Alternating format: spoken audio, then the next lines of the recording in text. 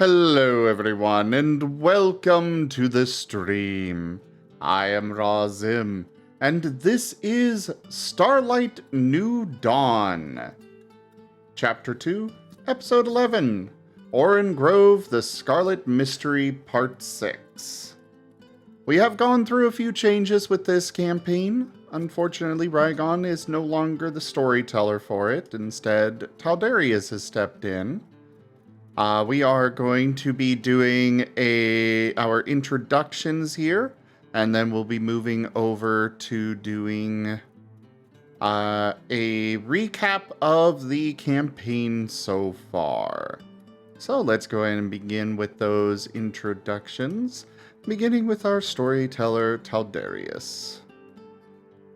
Hello, I am Taldarius, and I will be in charge of Starlight New Dawn from now on. I am looking forward to having many stories, and I will be controlling the enemies, the allies, and everything in between. As for the question for today's session in your introductions, if you could learn either a forgotten secret or fact, or a new move, which would you choose? Alright, left to right, top to bottom.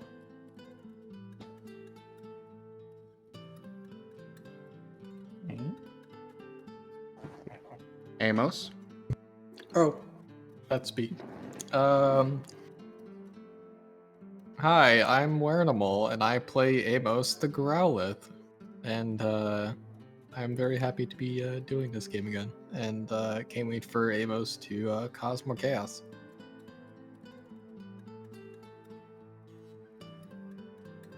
And for the question,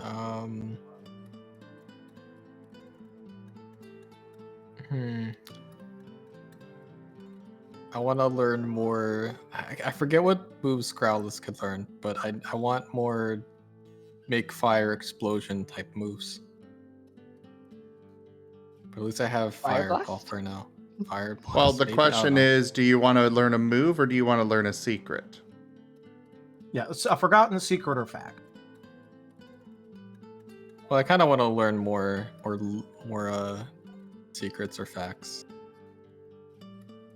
Well, it's more about which would you rather, like if you had to choose one. Probably secret or fact. Okay, right. On to Argus. Oh, whoops. Okay, I hit something.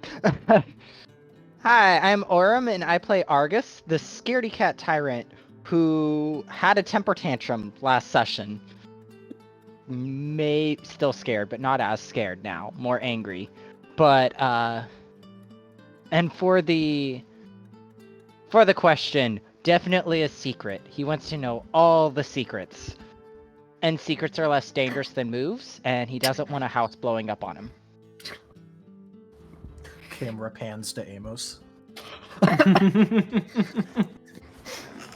Camera pans to Argus. Argus is hiding behind Dart. I'm in danger.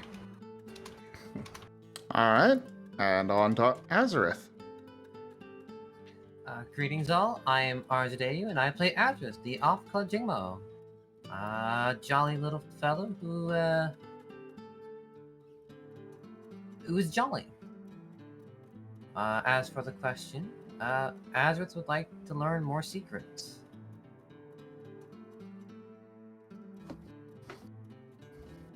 They help make dances, somehow. And Dart. Good evening, everyone. My name is Seda, and I play Dart, the steel ground rockruff. Very glad to be back. And very clearly, forgotten fact.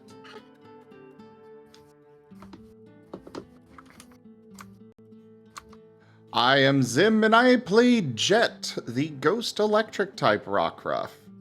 And as well with him, the forgotten secret or fact. Off to Jolene. Hello, everyone. I am... Just realized I changed my everything since last time. I'm Colada, formerly known as Lyndon, who plays Jolene in the ever illustrious and slightly temperamental regional milcery. And while I wanted to joke that she would want to learn a move, specifically bust a kneecap, she would also actually want to learn some secrets long since forgot. Even if right now she wants to bust some kneecaps of some cultists nearby. Sorry, it's not a cult. It's a way of life. And last but not least, Vector. Hello, my name is Avi. Many of you may have known me as Avi Wolf, and I play as Vector, the docile water-flying rockruff, and there is so many things to learn from this world, and I would love to learn more secrets about also why just learn more. I would definitely learn more secrets as well, just like why sorry, it's been a long while. But yes, I will go for a secret. Would like to learn more secrets as well. Avi's crying tears of joy. They're going to drown us though, because they're a water type. No. Weak to water. You two are made for each other. Yeah, looks like we have a big old seeker.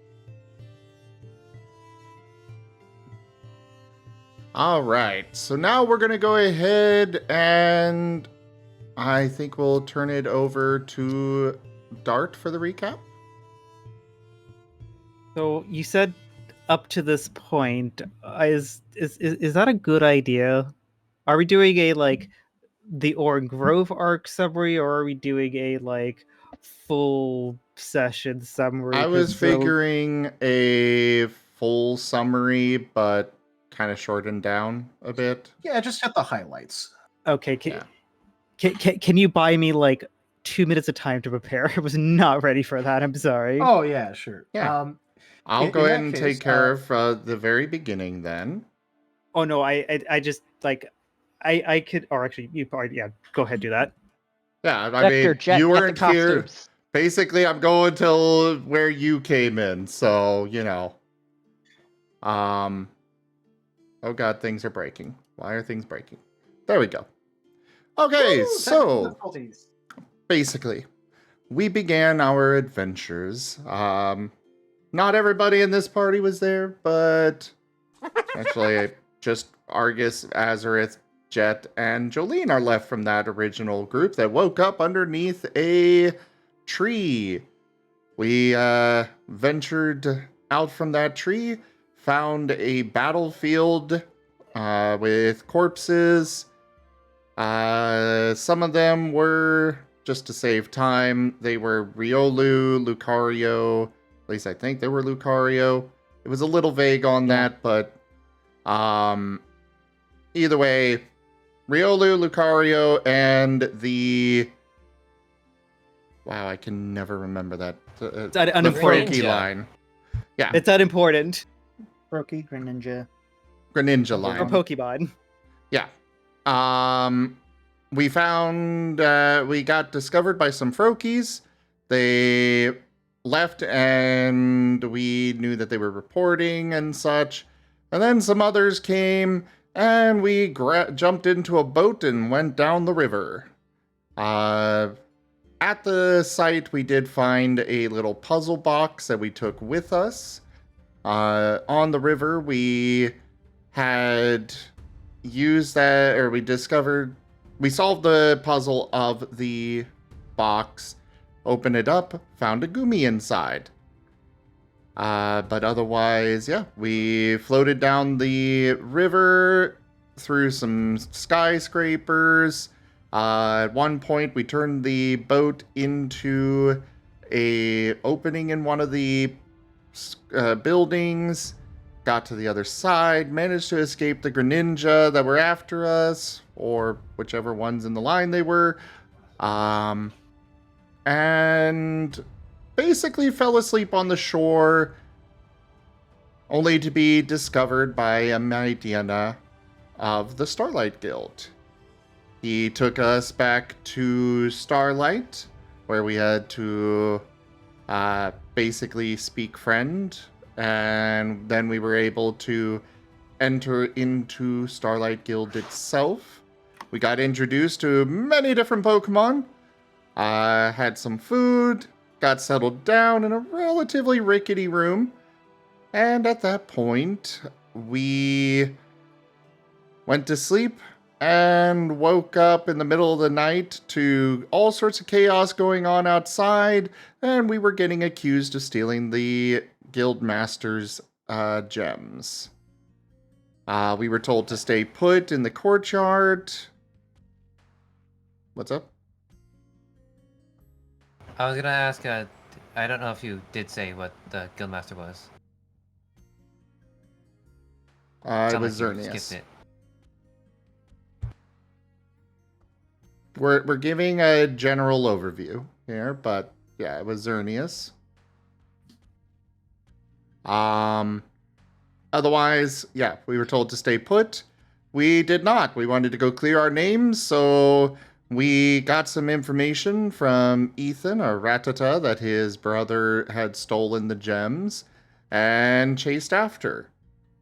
As we were leaving, all pandemonium was breaking loose on in the city there. There was a shield that was getting some cracks in it. There were meteors. There was raining scorpions. There were meteors of scorpions. It was just chaos. During that whole scene, we had Amos show up and joined us on our adventures to go find the Guildmaster's gems. I forget the exact order of events, but along the way we went through a little cave or hut that had things called chaos gems or chaos crystals. Basically, they would shine with light, with noise around them. We ventured deeper. There were some monitors, and they were doing static and was making the chaos crystals get bigger, and then they started exploding. Another point during that adventure, we came across an Abra who was asking us questions for us to be able to cross a bridge. I believe that we basically just decided to just cross the bridge anyways. I think Jet answered one of the questions correctly. But, Where's the day turned pink? yeah, the water under the bridge just changed people's colors. And it was shallow enough for us to just walk through anyways. The Abra just left, though. We got to a tavern where we were given some supplies. We were taught, a couple of us were taught a little bit about some of our moves. And we set off some fireworks, which were meant to tell everybody around that the tavern was safe. After that, we went into what was basically an abandoned factory.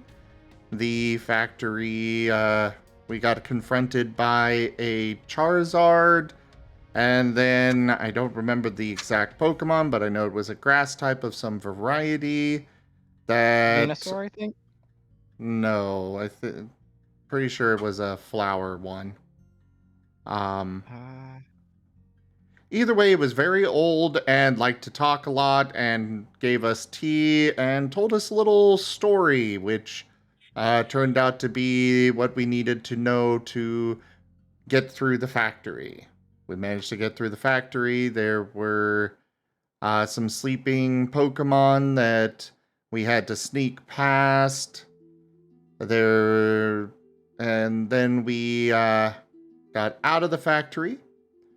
There was a bridge with a whole mess of cave herpes all over the place.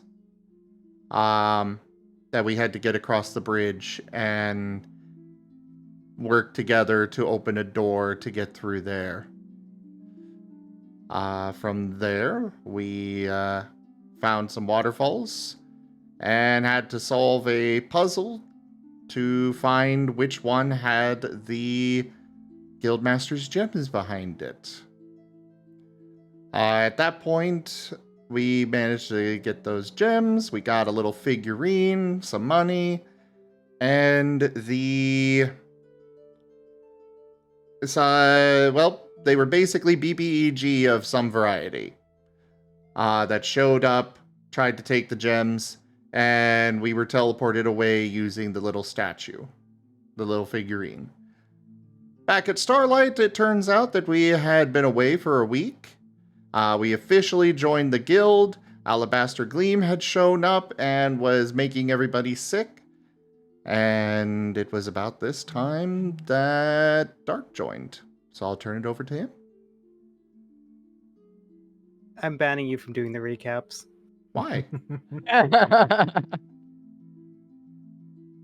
TMI! TMI!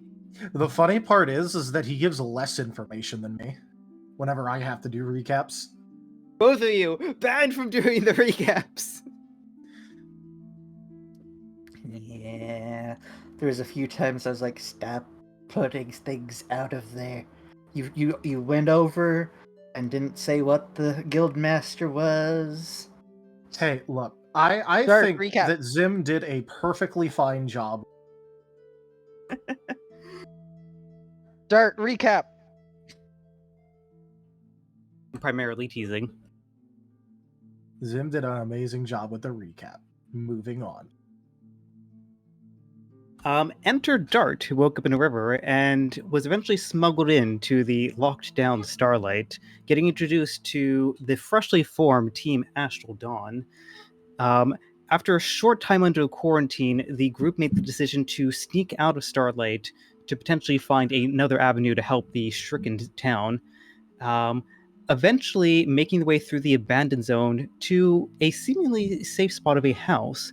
There, they spent the time training, learning a little bit more about themselves and each other, and began to explore the ruins around, discovering upon the remains of what appeared to be another adventuring guild in the ruins, as well as some secrets of the house, a former guild member potentially occupying it, one who has a very high bounty placed on them.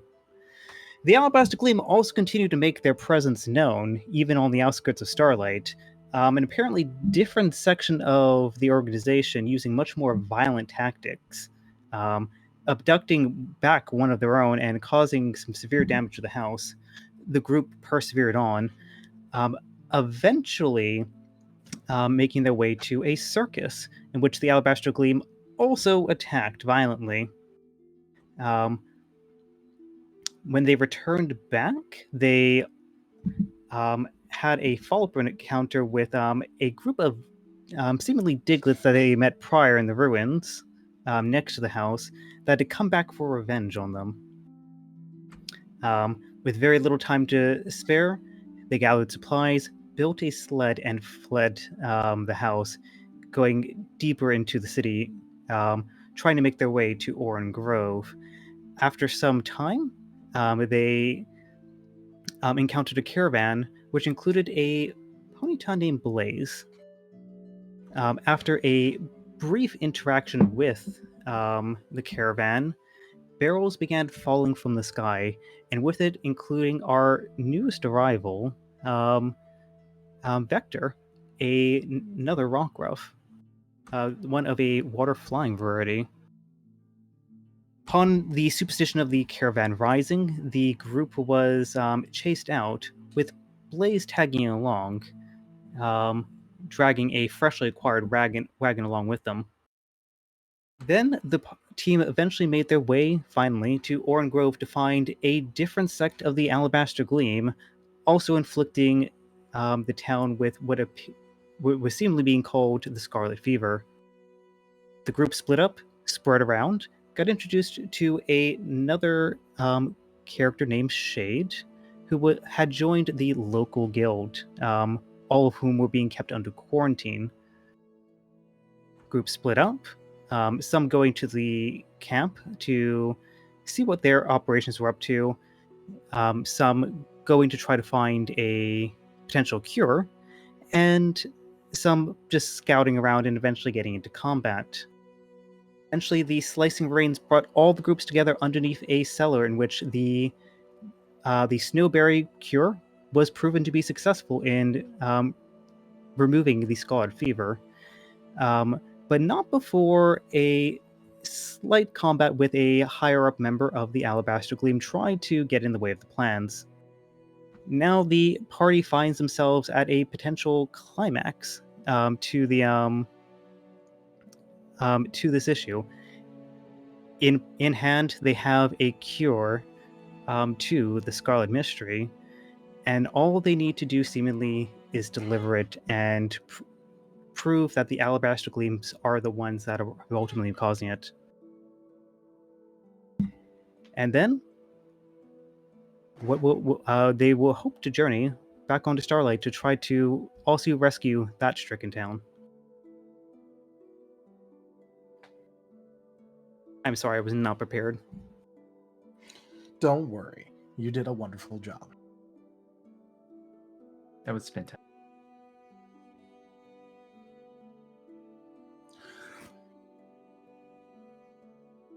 All right. So, just as a reminder, we are basically writing in that the Shade Dart and the Shade Dart Jack Doc group never went off and instead were there during the cellar fight. We're also saying that Argus did not run off, although obviously he will still be feeling some after effects of his going primal. He never ran off in the first one.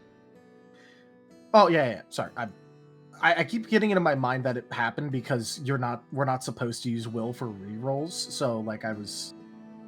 Yeah. Oh. Yeah. By the way, that's how not we've an been actual. using it. Yeah, that's not an actual use for will, but I'll allow that one because that one's fun. Like that's why That's why I get so messed up on it, just so you know. I keep I'm fucking that up sorry. because of that. No, it's fine. It's fine. But yes, so we have not split the party. Everyone is together.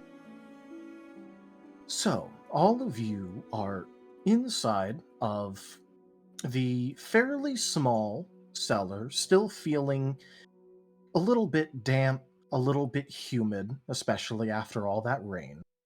Having just finished up a confrontation with an Alabaster Gleam member, and after a bit of back and forthing, convincing the local recruits to Alabaster Gleam, the White Robes, that you're actually the good guys, even though they were told that you were mercenaries there to steal from the town and extort them.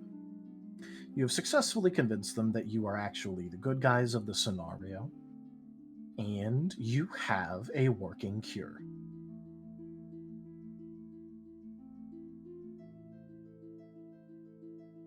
Hurrah! So, what would you like to do?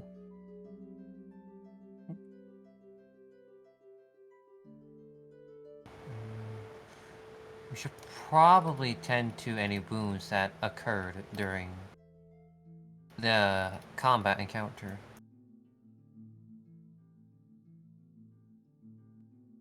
Though Yes. I am though it would be best if we actually get the cure on here out on way. And like Vector's like trying to like shrug off the mood. Don't fall off the barrel. Oh, right. No, oh. Vector is gonna like also try to like slowly like get off the barrel. Dart's going to move to stabilize the barrel. Yeah.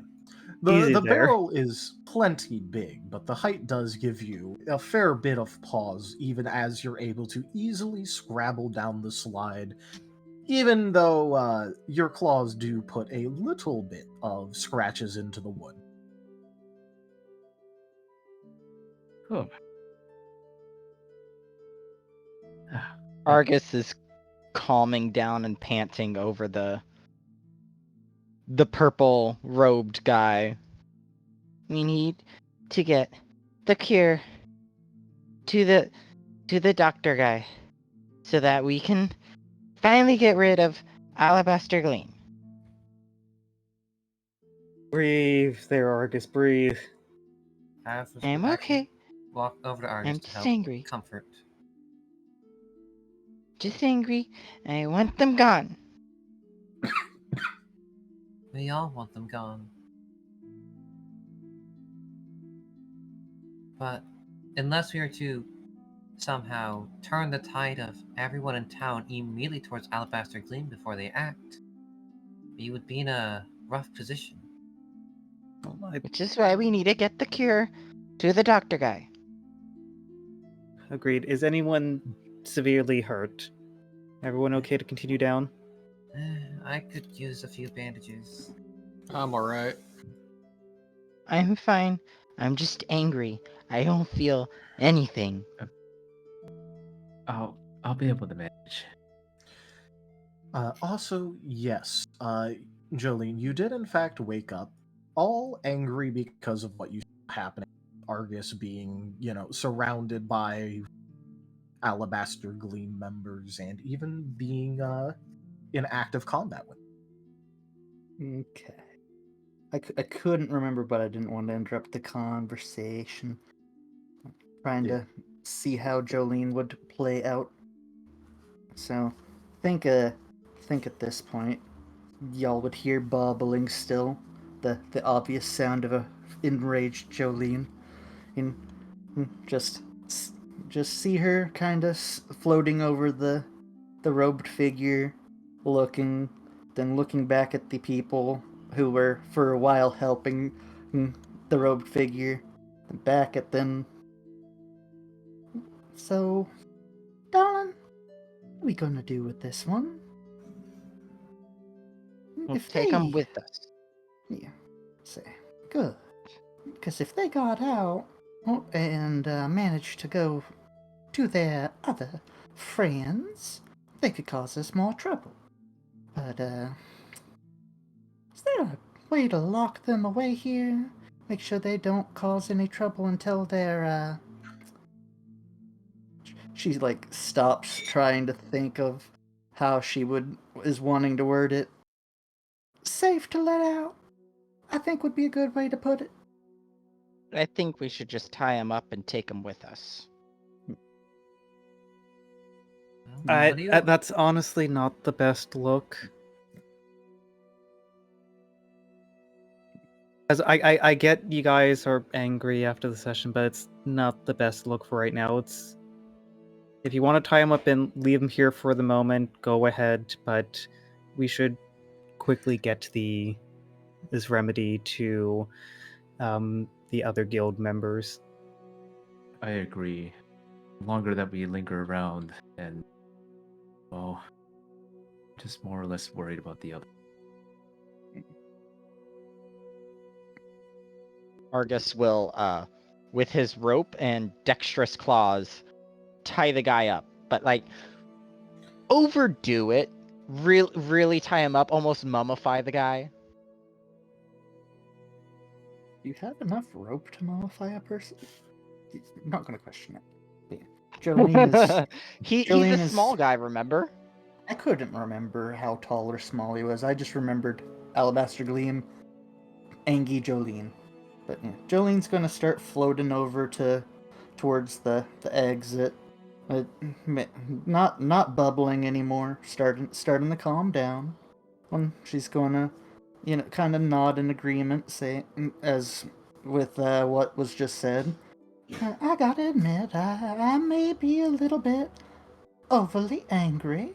I'll calm down. We'll make sure the others get that remedy, and then we can deal with the problem of the rest of the gleam nearby.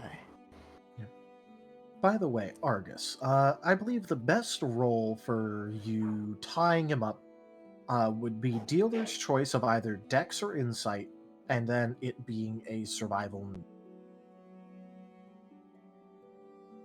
There's not really a Dex. good either Dex or Insight, survival, nature. There's not Okay. really another good specialty. The closest explanation I can give is that having to tie knots and rigging is used a lot in like camping and the like. It's the same either way. Yeah. All right. You figure that you have him tied up pretty tightly. Actually, a little bit of test pulling means that any of his limbs basically are unable to move on their own right now. Good. I don't want him moving at all. I want him stuck here until we come back to put him in prison. Yep. And he is still unconscious fully from Vector's Vector's what? Vector's bubble. Bubble. Vector's bubble is what took him out. The bubble from the top ropes. Yeah.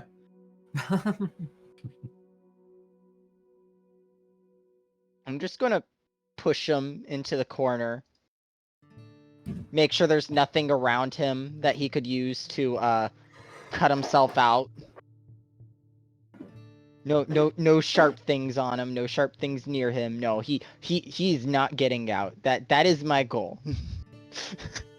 All right. The one white robe that was like the really big, tough, competent one. That thankfully stayed out the majority of the fight. He's offering to look after the purple robe. What do you all think? He's off. He didn't punch me I as see. much. I see no reason not to. He didn't punch me as much as the others. Jolene will give a nod. Yes, you think that'll be a good idea. We probably don't want to leave them alone in case they got any tricks up their sleeves. All right. They'll give a little bit of a gruff nod and basically just plop themselves right down in front of the last row of big.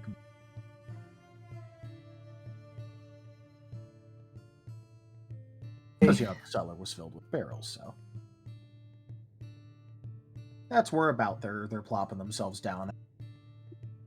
They can watch the entrance and they can watch the prisoner. Oh, shall we make our way to the town square then? Yeah, we need to hurry. That sounds good. There are other, just normal townsfolk in white robes here, right? Yes, there are Yep. 6 others, in fact. They're on our side now, though. Yeah. You all have successfully convinced them. Maybe you guys should take those off.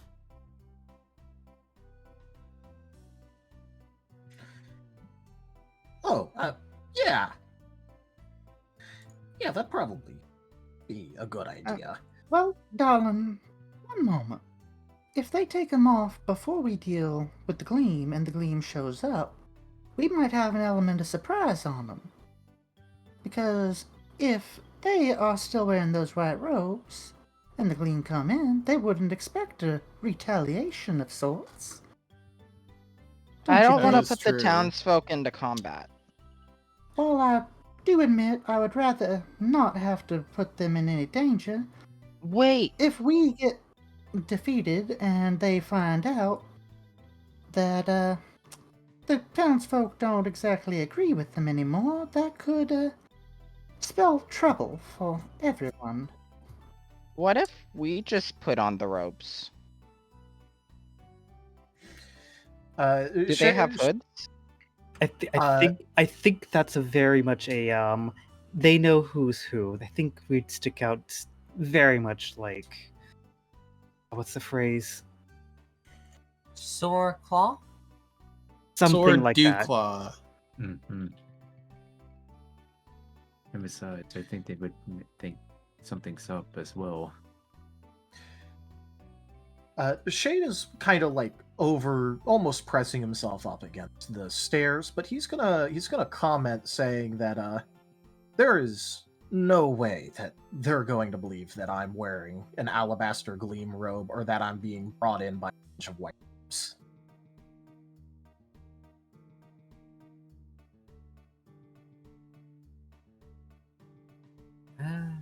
Okay. Hey, I could always go and do the distraction that I offered. If it's needed, but let's get to the town square first.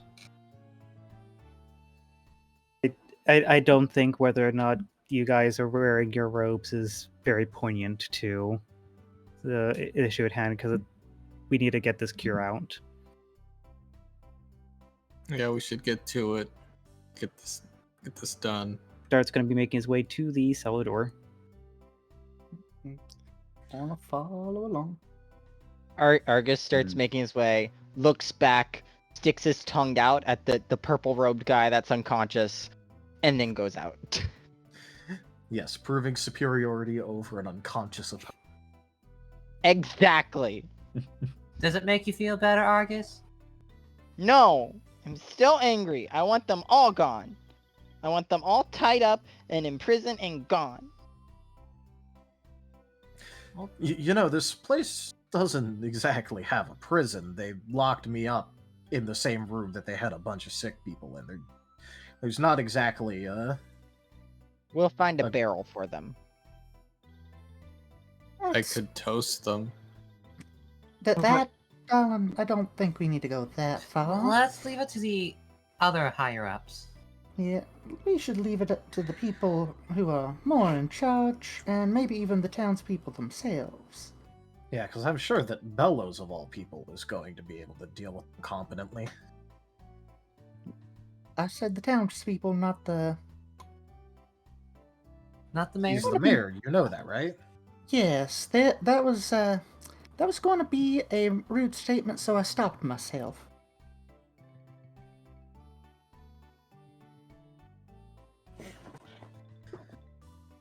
I mean, hey, suit yourself on that.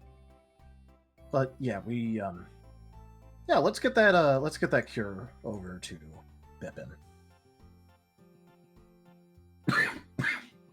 The tree guy. Yeah, it's called a Torterra. Who now? Oh, what? Bippin, he's called a Torterra. Move it! And And- Argus is just like trying to push you guys up the steps so we can go. Azur's gonna be the last one up. Tree. All right. Tree. Huh. Dart's going to turn to Vector. Look, I'm just as confused as you at times. Well, I'm going to find out. And kind of semi, like a little bit excited, just kind of patters up the stairs. All right. As you go up the stairs, those of you who have yet to have gone outside and see what the area around looks like, it appears like the slicing rain has put through a fair amount of the buildings around, cleanly cutting through and even making some of them list apart, which looks more than a little bit surreal because there is no other damage, and it's just that some of the houses and buildings seem to be just quite literally falling apart.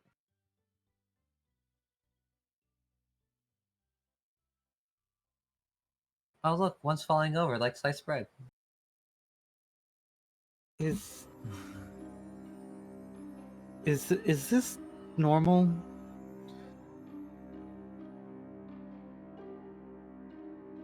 This doesn't seem normal. Well, this is one of the townsfolk white robes. It happens every few decades.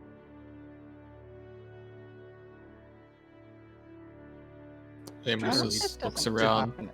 That's a lot of damage. I hope this doesn't happen to Starlight. Well, I haven't ever heard about it happening there. It's more of a local problem. Why, though?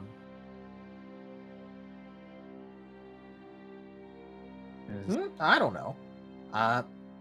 There was a lot of stories when I was growing up about the church over there, about how it helps protect us from the rains and the like. But it isn't like there's been any services or sermons ever since the town was put into quarantine.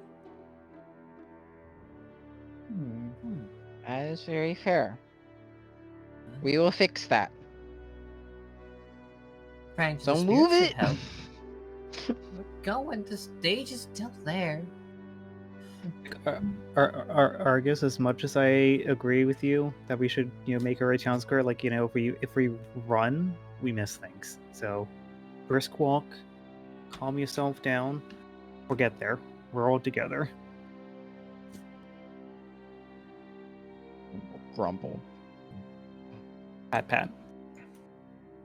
Azrith nuzzles and tries to give him a smiley face. What are you doing? Being silly. Is now the time for silly? Now it's time to be happy. Now's the I will time be- to calm down a little. Oh, I will be and- happy when Alabaster Gleam is gone. And not messing up people's lives anymore. Not chasing us away anymore.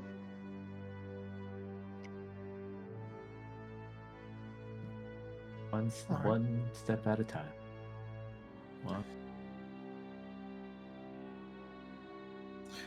Yeah, as you get closer to the town square itself, the little central split-off area, you can clearly see that the inn has had it fairly rough, although, unlike some of the other buildings, it is still standing.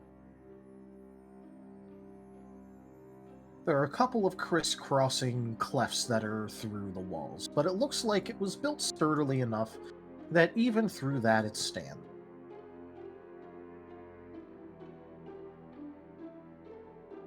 I hope they're okay in there.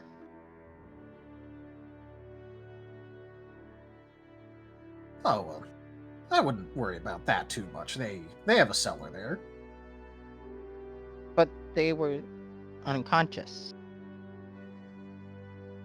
Oh, just so you know, this is the inn, not the place where the team was being kept. Oh, my bad. If it helps, you guys are coming up along this road. Oh, yeah. Okay.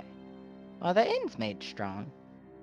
Oh, we probably could have stayed in there and been closer. And not had to deal with Purple Guy, but I'm glad we got to knock him out. He deserves it.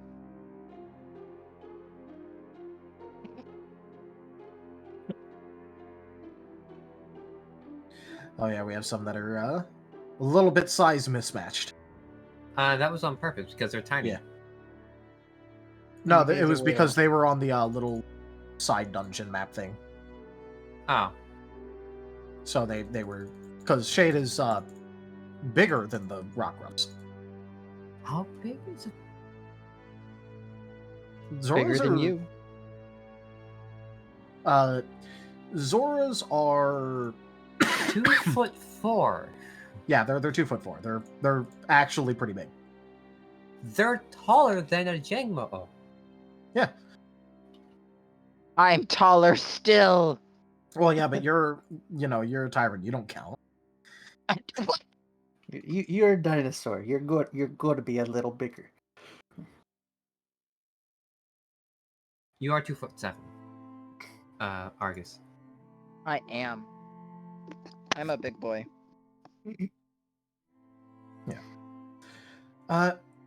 For anyone who wishes to, you could roll me our favorite check, Insight Survival Alert.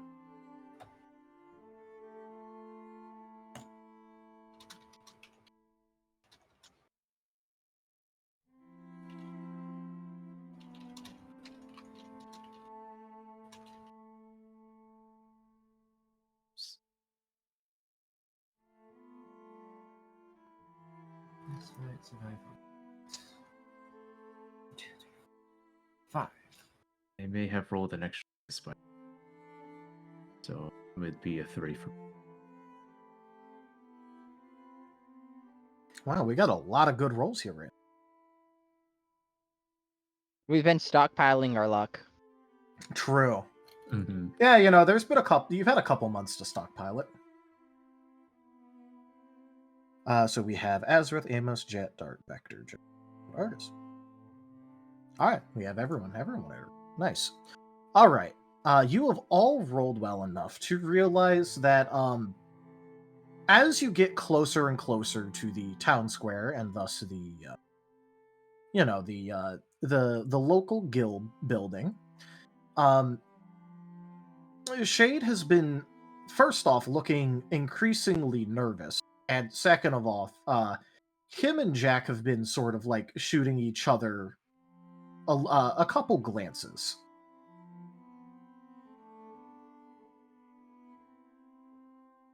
Are you guys okay?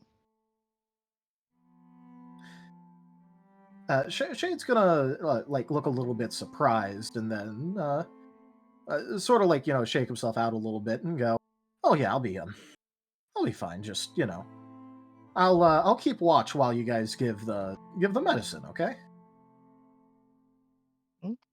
Okay.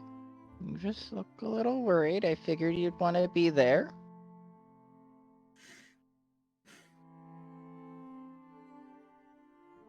Oh, and just to clarify, Blaze and Doc are with us, right?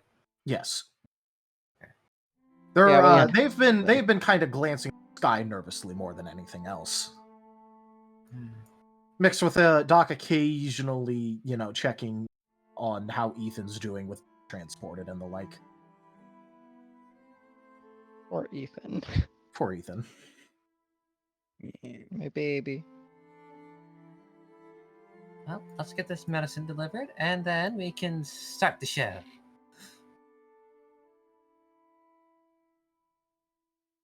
The show doesn't mean that I get to do my the distraction.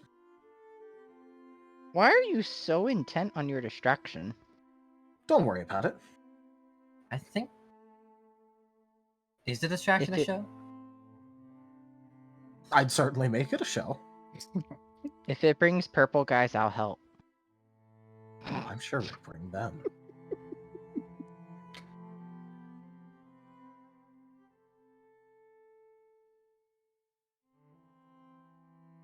Oh, do we make it to the guild? Yep, you can make it to the guild. As it seems like the streets are, in fact, eerily empty. You aren't even seeing people peek out yet, either from their homes or from the nearby basements. It looks like. Go ahead. The slicing rain did kind of tear through everything. Yeah.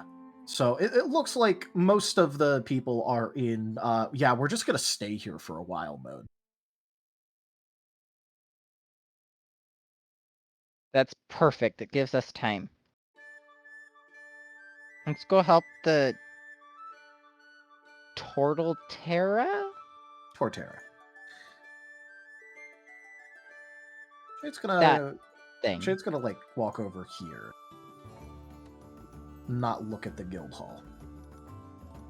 As we'll walk right in. May I do some form of an insight check to kind of peer a little bit deeper into what Shade's doing? Because something's kind of bothering him, and he's not telling us. All right. If this isn't entirely a social check, so we're not going to use that yet. But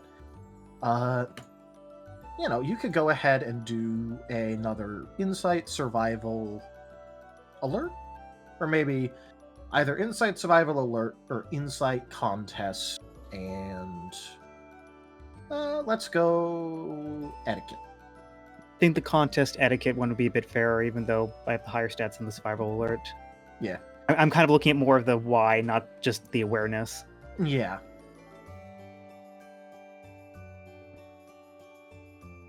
And I'm just getting used to this side of things, of having to actually check. Oh. You know, he does seem to be acting really weird, and you could definitely notice that, but you have absolutely no clue why he'd be acting weird. You'd think that he'd be acting all happy right now.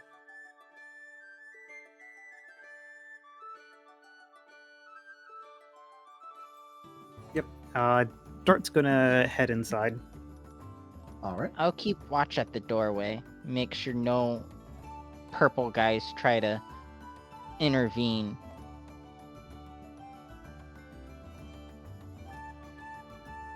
Alright. Yes, I will join in as well. Argus is kind of like sitting there, arms crossed, glaring out the door. Jolene's gonna float on in. It was this room where they were, right? Okay. Yes, it was that room. With the door still popped off its hinges and laying on. I forgot it was off the hinges. Jet's just staying here. Alright. So, is everyone inside who wants to go inside? Yeah. Werny, are you also wanting to stay outside?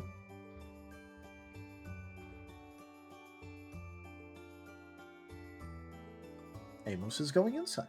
Let's go. Alright.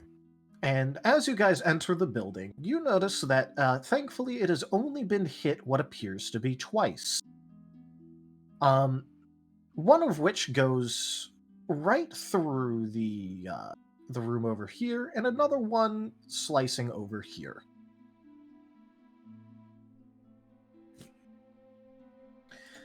But as you peer inside and seeing the sick mon still inside, you notice that there's been a little bit of a mishap, although it doesn't seem like it's had any particular negative effect. It looks like the tree and spikes and the like that was on top of Bippin's shell has been cleanly cut through, and they are laying on the ground next to his hay pile. Thankfully, this doesn't appear to be very permanently damaging to. Ooh, it's not on top of the cat, is it? Because I moved the cat and the snake next to him. No, I kind of figured that when you said that, you meant like on the actual Kinda under hay him. pile, like kind of like under him. Yeah. So Okay. this would have like rolled off like the entire. Okay. Not on top of them. Okay. Not on top of them, no. Funny as that would be. They definitely still don't look like they're doing the best, but you know, at least they weren't cut through. Jolene is going to start floating over to him. If I can. There we go. Just working her way over. And kind of looking back at the others, because I don't remember who has the remedy with them actively, but... I think it was Doc. That would be Yeah. Doc. Okay. By the way, as you actually go inside, roll me an Insight Survival. Our favorite check. You said Insight Survival Alert, right? Yep. Okay. Our favorite check. Yeah. It cut you out a bit on my side, so I wasn't 100% sure. All right. Ba-dum. Ba-dum.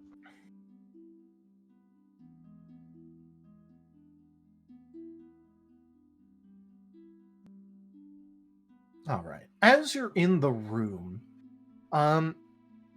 things that appeared like as if like, you know, like fairly normal and innocuous beforehand, at least for so far Vector and Jolene, you kind of are picking out additional details.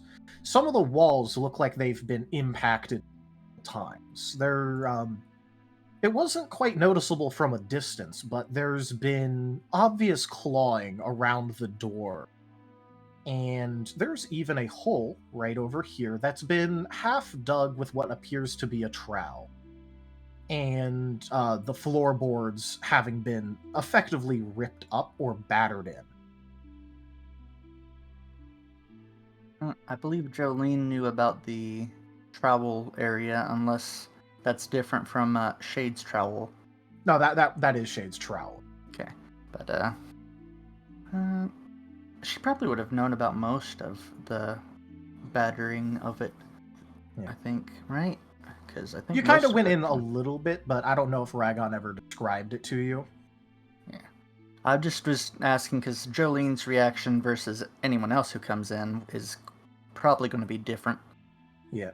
In that case, I'm just gonna rule that it was like obvious before, but it was more of a in the back of the mind notice than now you're getting the chance to actually see it. Okay. I think that that's a pretty fair. Yeah. And did Doc also come in the room with me? Yeah. Okay. Doc, Jack, the Blaze is coming inside too. Thankfully, your tokens are bigger than the squares, so it looks crowded. It's not actually all that crowded in there. Yeah, I mostly ask because Jolene is going to turn to Doc and say, "Hey, Don, is there anything I can do to help you with getting them the remedy?" And looking over at them. Real quick, what color do you guys vote for in terms of allied color? Allied Green. color? Green or blue? Yeah, one of those two. Well, like green makes sense because it's usually equated to good things in a lot of games and such. So, Yeah, I like silver. let's do green. Alright. I would vote for green. What about the others? I'm hearing a lot of green, so I just made it. I'm not gonna have them like fully labeled. Like imagine that these are like Doc, Blaze, Jack, the like. Aye. I think that's probably a pretty good representation of allied, neutral, enemy. yeah. But Doc is going to sort of like recenter herself a little bit and go, no, not particularly. I just need to. I hope this dose would be enough. And Doc is going to go ahead and go up to the Torterra and start administering the medicine. Shove it in the gullet. Yep. There Now, is you a may feel a little pinch. A little pinch.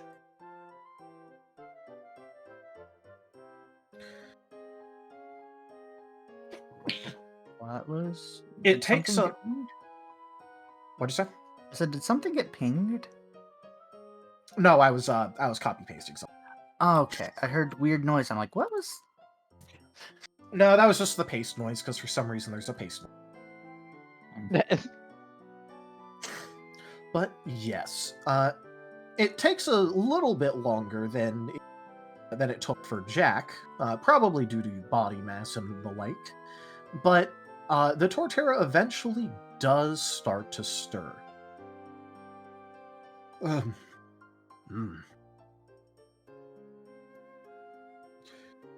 Tastes like powder.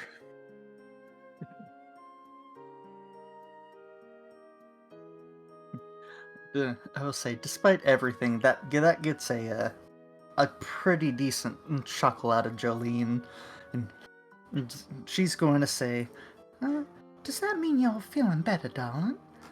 You feeling all right? Well, despite everything." Oh, well, I haven't felt better in days. It has been days, right? How long was it again? A It's month. It's been about a month, probably somewhere around 3 to 4 weeks since the actual poisoning happened. Okay, because I know we had been told how long, I just couldn't remember. So, Shade showed up in this place about a month ago, which is about the same time Alabaster Gleam started to show up, and it was a little bit, it took them about a week to actually, quarantine the place and poison the team. okay. So altogether for them being poisoned, it's been, you said, about a month? It's probably been about, somewhere between 3 and 4 weeks. Okay. Well, darling, actually, from what I've been told, I think you've been in a bad state for around 3 weeks, maybe a month. Hopefully we can get everybody back in good shape, but don't push yourself too hard, okay? Oh, don't worry, I don't push anymore. That's what I have everything else for. Well, at least you got some, trying to think of what the word I was going to use was, because it went away right away. Well, Bunk. Some, Say. humor, levity. Yeah, that levity's the word. The moment you, yeah, at least you still can feel the levity there. At least that means that you're not too bad off, I hope. Now looks at Duck. You were worried about the dose. Is there enough for everybody, or? No, I don't think so. I think I have enough left here to get one of the other two up, but certainly not both. She's going to look at the Torterra. What did you say his name was? Bippin. Bippin. Okay. I thought so, but I was like, that sounds kind of funny. Yeah, I'm not sure if it's actually it. Bippin, I think was your name. Do you know any way that might be able to, well, make this go farther, or do we have to try and hope that we can find more? Well, no, but we could always go to... I know a place we could get some more. It'd be a little troublesome, but... Jolene's gonna nod and say, well, as long as it can help get everybody better, I'm willing to go.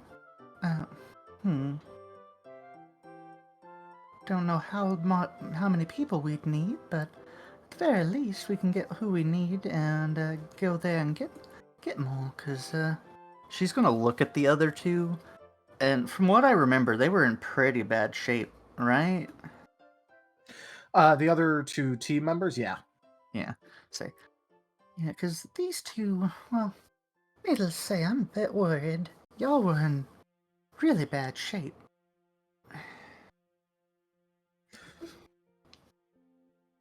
Yes, it's been a long, long time since I ever saw this particular poison being used. Why, I'd say it's been... at least 84 7 decades. years. Not quite that long. Only 7 decades. Well, yeah, but it's got to be 84 years for the meme. God, that's pretty close. But Jolene's gonna have she's gonna have the shocked Pikachu expression for a second, and then shake a bit, shake it off the shock, and say, well, oh darling, that is quite some time. I wonder how.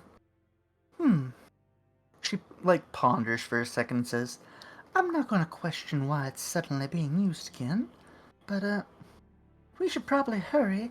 Are you wanting to just give us the directions to get there, or do you? And she looks like over to where the group is currently going, and huddled around. And or do you think we could help you get there? Oh, well.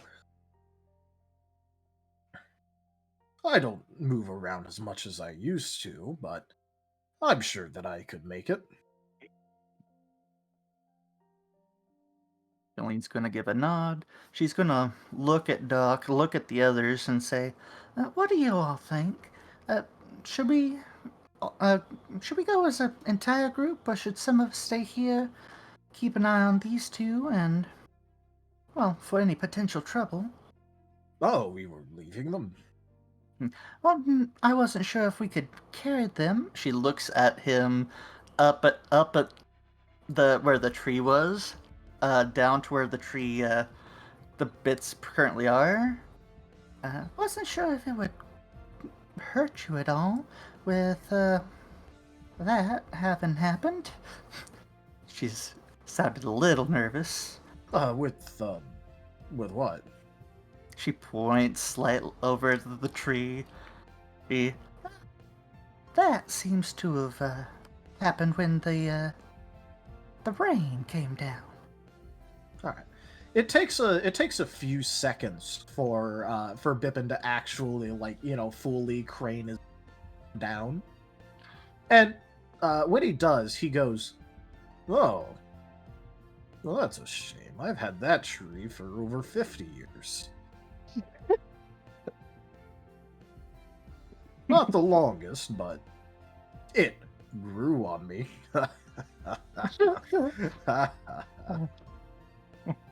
Well, whatever else you can say you got a very good sense of humor. But it doesn't hurt. No. I can't feel a thing on the other side of my shell. Well, kind of. It's complicated. Don't worry about it. Okay, well, that's good. Okay, would one of y'all like to help me get the others here situated so we can all get them to where we need to take them? She's looking over to the group. Oh yeah, absolutely. And like Victor just kind of pokes in and just like, "Oh, Jolene, you just tell me what to do." Yes, she's gonna look to Doc and kind of say, "How best do you think we can get him up there without disturbing them too much? I don't know if it would hurt them, but I know it's best to not rattle people around too much." Yeah. None of us are fairy type, or not fairy, psychic type. Sorry. So we can't exactly just levitate them up, but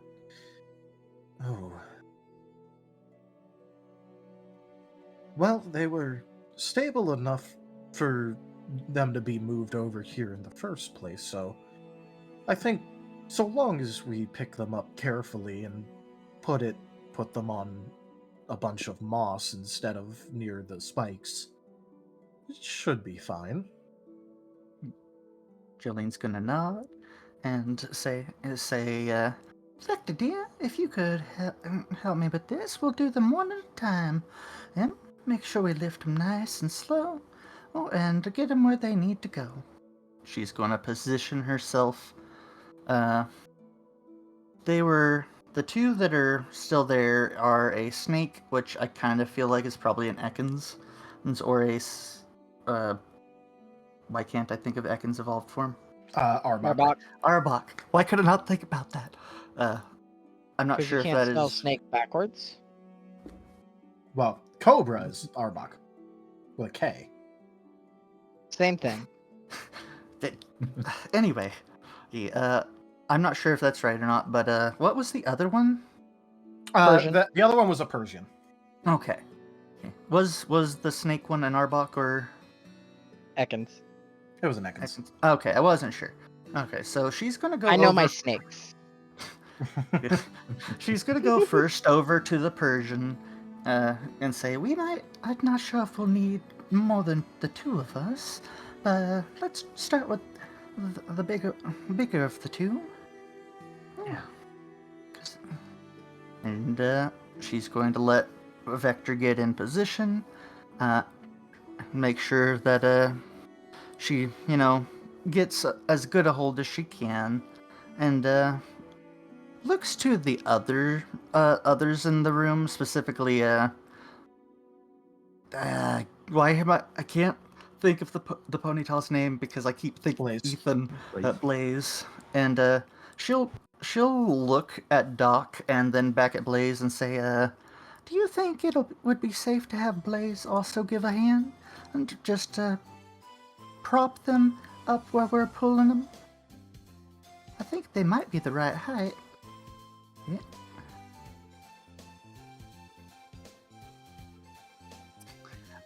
Jolene is worried because of fire. Yeah. Well, it shouldn't be too much of a problem. Just, be very careful. Indeed. I just want to have all precautions possible. And so she's gonna ask Blaze, "Do you mind helping, dear?" Oh, yeah. And so once everybody is in position, she'll give a count of 3, and everybody can start trying to lift up the Persian into a good spot. I do not know what we would roll for the doing this if we do this with a roll, because Jolene is obviously being as careful as possible, but Yeah. I'm just going to put it at low difficulty and just go ahead and do a Dex Survival Athletic. okay. Dex survival. Survival. Okay.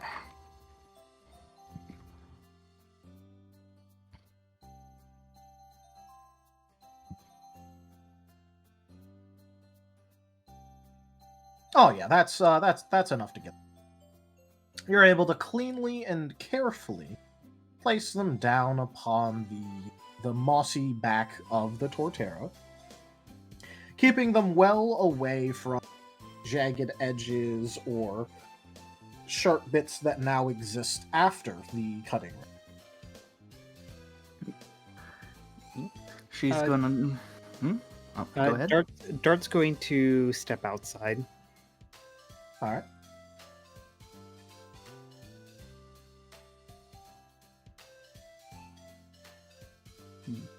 Is there anything in particular that you're looking? He just actually wants to update Jet and Shade about what's happening inside. All right. So, Dart's just gonna go to Jet first and just kind of nod, being like, Bippin's awake. They're loading up the rest onto Bippin's back, and he's gonna make his way over to Shade. That's good to hear. All right. You see that Shade has made his way over to this little outcropping here and is kind of like very lightly tapping his bumping his shoulder and head against the wall. He's still looking in this direction, which is like where the Alabaster Gleam encampment is, but he also seems fairly distracted.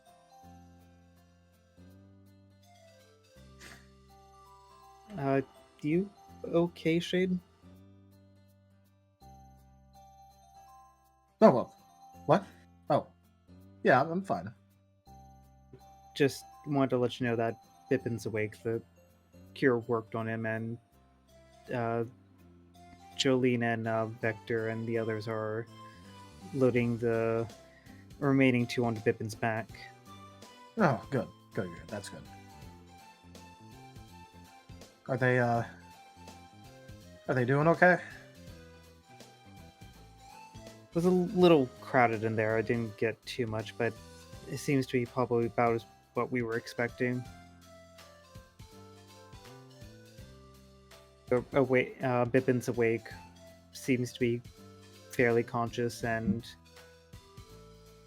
I guess usual self slow.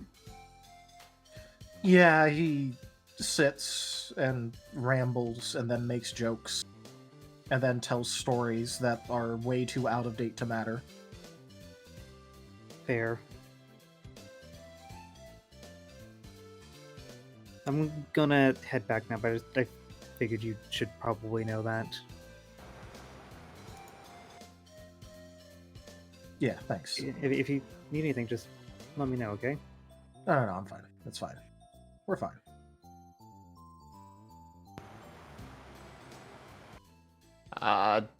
As he's going back in, just asking Dart, is there a plan that's coming up next, or? As I'm sure either Jolene or Bippin or Vector might tell you, Bippin, from the sounds of it, knows where to get more Snowberries, so while we don't have enough to cure everyone, we should be able to get some more from the sounds of it, hopefully relatively easily. I hope so, and it's not past that, weapon, or whatever it was that it was being called. One problem at a time. It was a little crowd in there, so I'll let them do their work inside, and we can figure out from there. Kind of why I decided to stay out here and such, so keep an eye and not crowd it in there. Isn't Bippin supposed to talk to the villagers and bring them to our side? The rest of them? Or is that plan changing now? I think we can discuss things once everyone's outside. Okay. It'll be good to have an actual rescue team.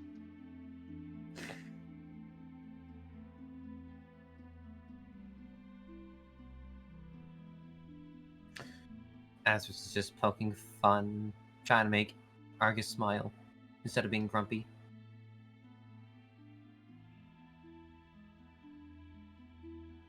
Argus does not know how to feel about this. Is he supposed to be watching the door? The boulder is conflicted.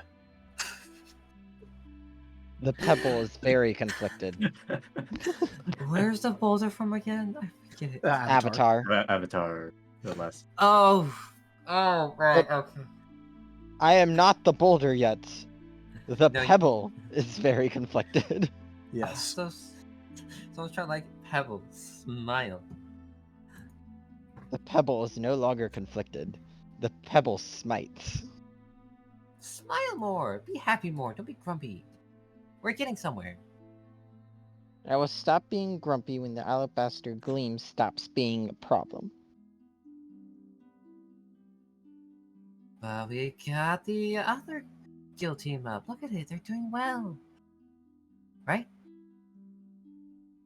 I don't know, I'm out here. That's what I hope so. Just be happier. Smile more. No. Just no. Don't make me dance a song of happiness. What? The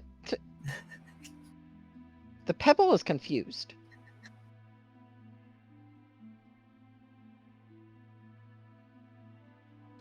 Jet's just looking at Dart.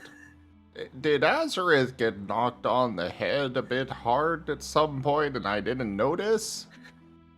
I thought I was the one who got knocked on the head. What was it from that blast back in the ruined city? Maybe.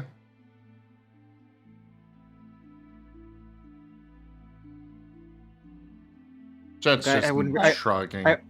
I wouldn't read too much into it. The down there in the cellar was a weird place.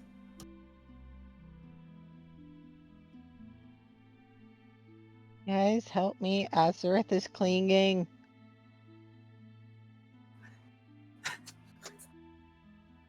I mean, maybe Azareth wouldn't be clinging if you Smile more. just relax.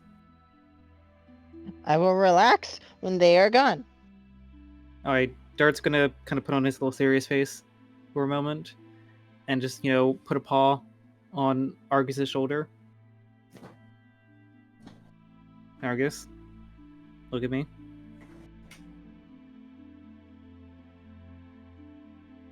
I said, look at me. I kind of am. It's hard to tell because I got a big nose, but I'm looking at you. Okay. Firstly, I want you to do one thing for me. Just close your eyes. Take a But deep then breath. I can't look at you. Okay. Make up your mind. Here. As just falls off rolling. It's like Dart's gonna sigh. Fair point. Okay, I want you to point your head in my general direction. Okay. Close your eyes for me. Okay. Breathe in deeply. And use tackle. Church jet. Argus, breathe in so deeply your fur starts rustling in the wind of him breathing in. Hold it for a moment. Now breathe out slowly. And you go flying. I think I'm too heavy for that. Are you? Yes. I'm like 60 pounds. Yes. He's heavy. Okay, maybe. It's like, Yeah. look, Argus, I'm very proud of you. What you did back there. You still angry. you showed what you describe as anger was, in my eyes, intense bravery. Things down there weren't looking the best for a period, and we were worried about you, but you somehow managed to pull, what looked to be, a striking blow back to, you found strength down there. You and Vector found a lot of strength down there, and I'm proud of you both for the growth that you've shown. And I'm going to tell Vector that later. He's busy inside right now, but I am not strong. I am angry. Because if I'm not angry, then I'm scared, and then I'm useless, and I'm not going to be useless here. I'm going to be angry, then they'll be Argus, gone, and then I can Argus. relax.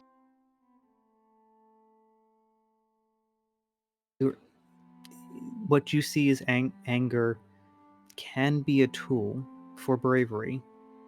What even though it was fueled by anger, does not change the fact that it was brave. But now is not the time for anger. Now is the time to focus and plan, because we have a workable cure. We just need to get more. If I stop being angry, I'm just going to get scared again. And I don't want to be scared right now. And I want to be Argus, angry, and I want to beat them up. Argus, it's okay to be scared. This is a scary situation, but we have a job to do. So, if you want to be angry, just make sure it doesn't get in the way of us getting more of the Snowberries to cure the others. But just if a purple guy gets in the way, then my anger will get in the way of the purple guy getting in the way of the Snowberries, which then I guess kind of gets in the way of the Snowberry. I am confused. Just try to calm down. I'm proud of you for what you did down there. We just got to focus on the plan, which is still being formed, but beat up Alabaster Gleam and make him go away. Hopefully no beat up Alabaster Gleam. We don't want anyone else to get hurt unnecessarily. Just a little bit of beat up. Only if they cause problems and try to continue hurting people. But we have a way that should hopefully, mean we don't have to get into combat. So for the moment, bottle up that anger and just relax for a little bit. This is a very rare moment of downtime, so please enjoy it. I will plan how I beat up the purple guys. You know what? That works. Just think it. Just think in your mind, and Dart's gonna like remove the paw from the shoulder and just kind of like give like a little bit of a tap on the noggin of Argus. Be like, well, just in that case, just in case one of the purple guys comes back, just want you to use your little anger in your mind there, just to figure out ways of how you can keep everyone safe. You did great down there. All right, Azrath, go back to tickling him. As you are having this conversation, you hear a very short series of thunking noises.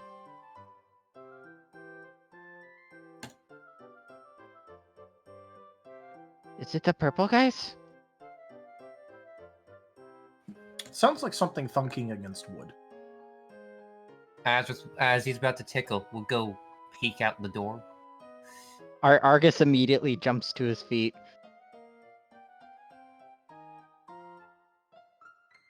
I'm ready. Alright. It sounds like it's coming from this direction. Is it coming closer, or is it staying there? It's coming... Well, the sound is getting closer now that we've moved in it.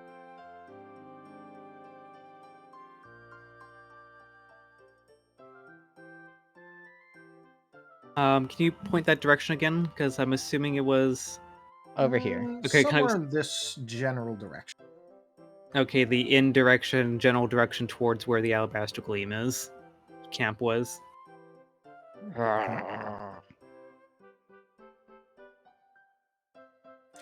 As you got like fairly close to the corner, it got louder still. Jet's going back inside. We may have trouble out here. Before he goes back out. Amos is gonna come outside.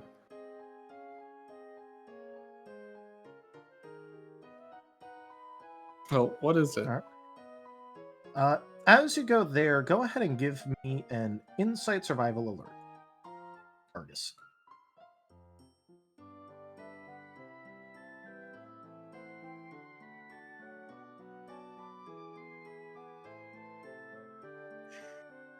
All right. You are focused more in this direction. However, now that you're around the corner, you're able to hear a little bit clearer, and even notice Shade in the corner over here, hitting himself against the wall, fit like a little bit harder than seems like it'd probably be healthy, and you just hear him muttering, "I'm not inside. I'm not inside. I'm not inside." The anger immediately leaves Argus's eyes. Like he was all ready for a fight, and now there's no fight. There's just shade. Shade.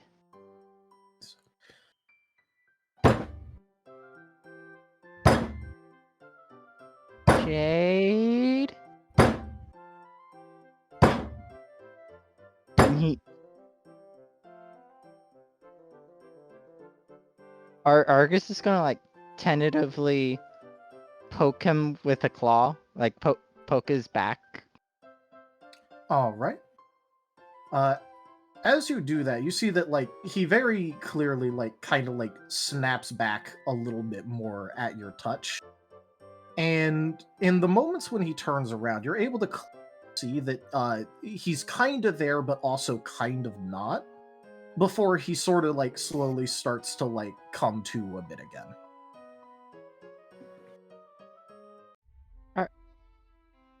You are not okay. I'm fine. You don't seem very fine. Like I said, I am fine. It's all fine. You're not fine. Maybe Doc should check up on you. Oh, I'm worried you're getting sick too. No, what? I'm not sick. I'm not sick.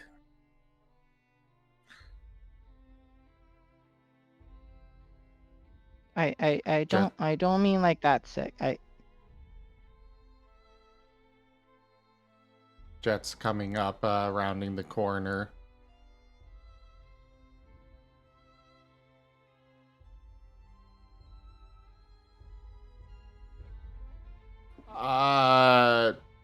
Shade.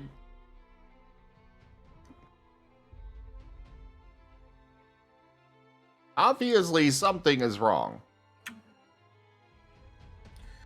Look, I'll be fine. I am fine, but I'll be fine when I'm not here. We're not accepting that answer. Could I do another attempt on that insight contest etiquette roll to kind of dive a little deeper? Yeah, sure. Now that the problem seems to be representing itself. Yep, and I am lowering the difficulty. Insight contest etiquette? Yep. Jet's gonna try it too. Jet's actually got a I dice in know. etiquette. I don't. That's what's being outside with insight contest. Argus is oblivious. Argus is kind of like an okay.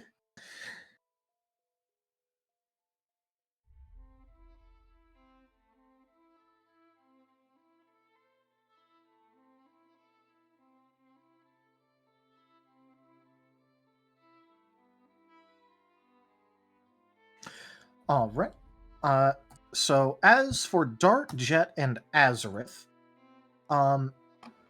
it seems like every once in a while, like even as you're talking to him, his eyes are occasionally flickering more over in the direction that the room is where everyone else is, back down the road towards Alabaster Gleam, and specifically for Dart, like saw the inside of the room, right?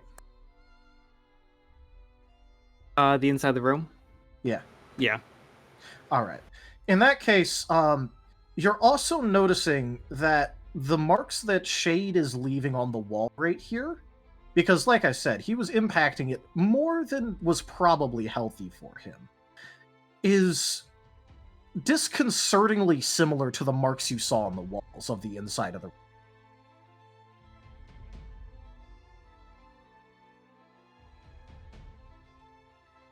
All right, Dart's gonna run over and just, no consent, puppy hug.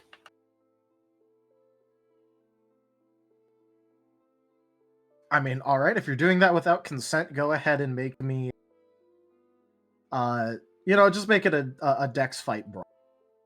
Attack roll.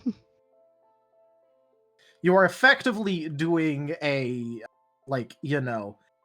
a tackle of There is. You're using the Z move, Let's Hug Forever.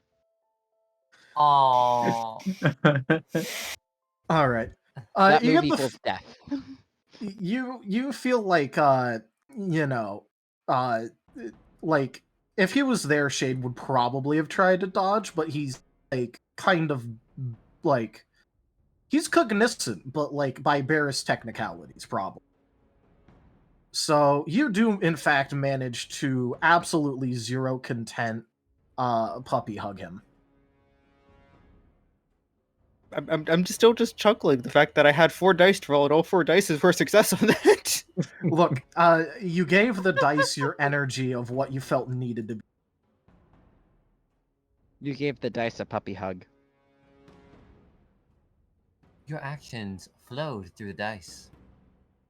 And the dice gods have accepted your proposal.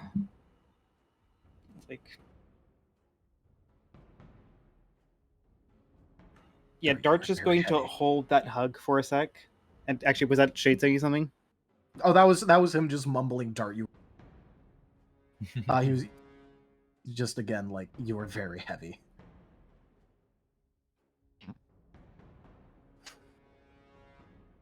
Though I would reckon probably light compared to the burden you're carrying at the moment.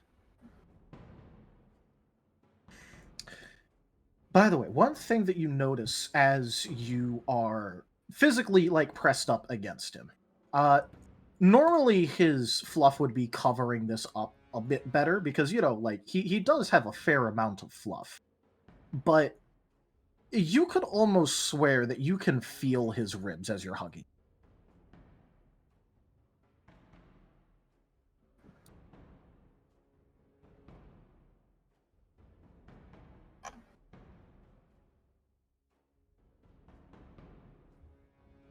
This 3 weeks, right?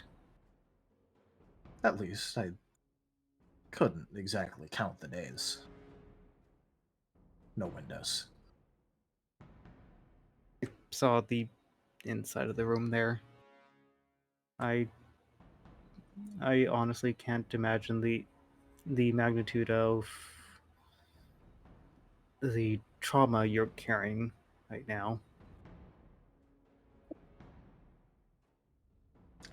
Like I said, it'll be fine when I'm not here.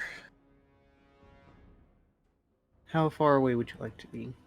I can imagine being here, even though it's for good reasons, is difficult. I hate this town.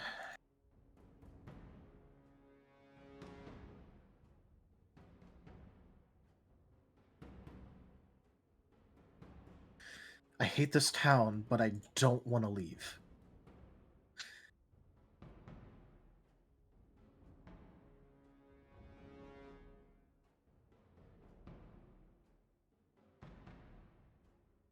Shall we go for a walk then? I can imagine just sitting around's not doing anything good for you. Well, from what I heard, we're about to be leaving soon, so it's fine. I'll be fine. Fine.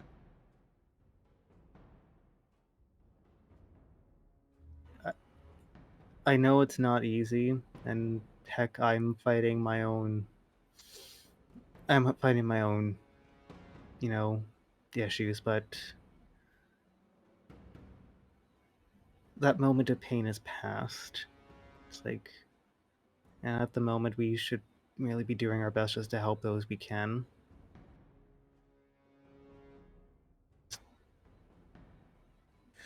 I know you're hurting. I can feel that you're hurting. But everyone else needs us right now. Yeah, well, the town doesn't trust me. The team that rescues me doesn't trust me. What am I supposed to do? I trust you. We trust you. I have known you for a few hours. And? A few hours is not nearly enough around You've cured someone more- to say that you trust them. We've cured more I people just than did. Alabaster Gleam in those few hours. Spend more time with us then. I just said that I trust you. I can say it. And I mean it. Look, we've all been... The rest of us have been through a lot, and it's had to make us very quick judges of character. I trust you.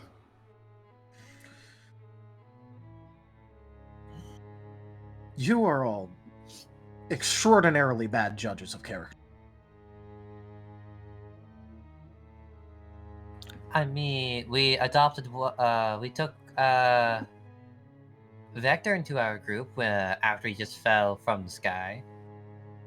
We took Dart into the group and smuggled him into our guild one night. We Yet we don't speak about it. automatically knew Alabaster Gleam was evil the second they showed their face and tried to make me pay to help Dart. That's a story for another time.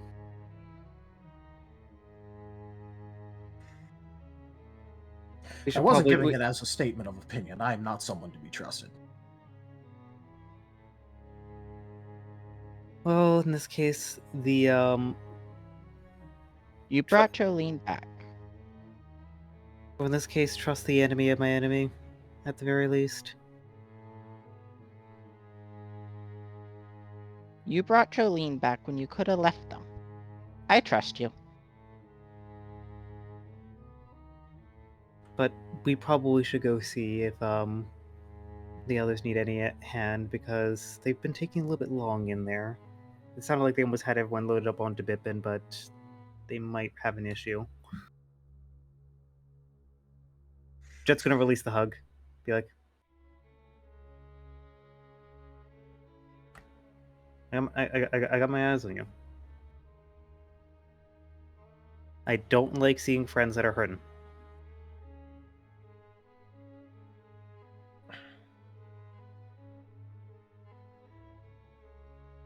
Why are people so trusting here? Shade, I woke up in a wearer. I've had to become very trusting of the people who help me.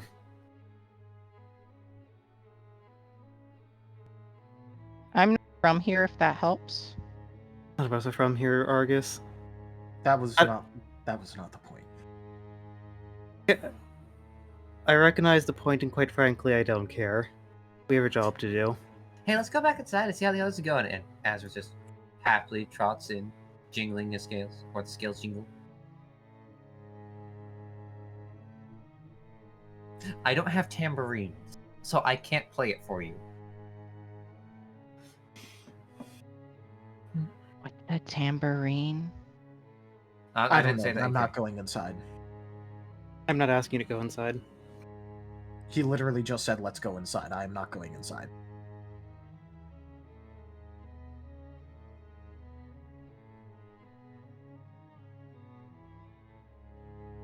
As with just check on the others. I think they might need a hand. Dart tilting his head the word. That doesn't seem right. Azra gives a nod. I'll make sure I give them a paw. Why does that still sound weird? Already saying this out loud. I don't have a paw. I have a claw. Do I give a claw or do I give a paw? Dart's gonna face Paul now and just be like, God, I just want all this to make sense. Yes, this is the group of Pokemon that trust me. Yes, great judges of character. We did cure 2 people already. Give us some credit. I was the one that went and got the Snowberries. Jolene got knocked out. I brought them back. And an untrustworthy person would have just ran off at the first sign of freedom.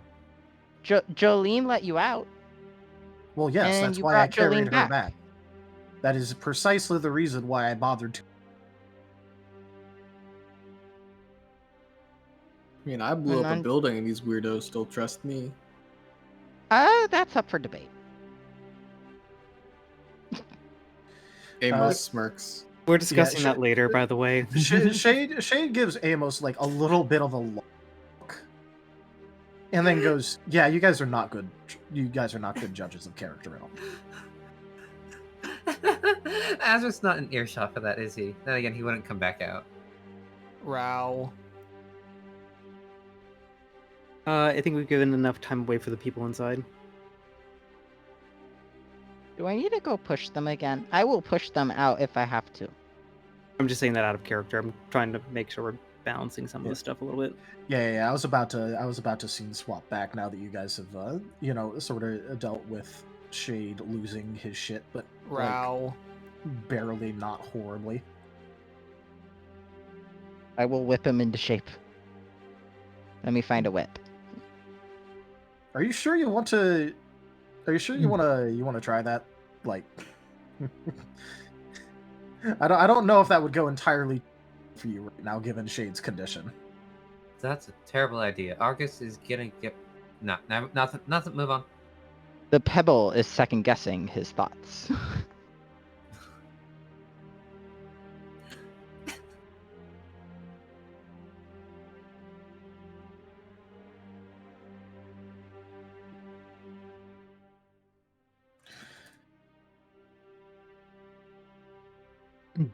All right, but back inside the team house proper, the struggle that is causing a bit of delay is actually kind of honestly, it's just getting Bippin to like stop asking questions about things that have happened and relating it to at least 5 things that has happened in his past.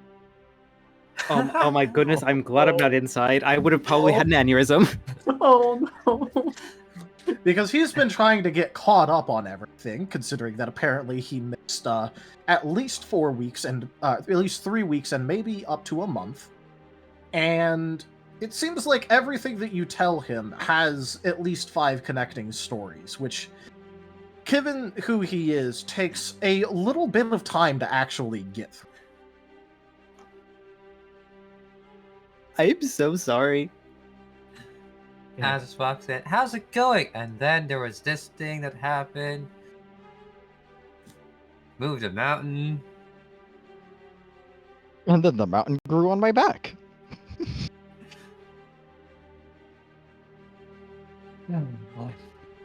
Okay. Where are we? Like halfway through a story when we get back to this group?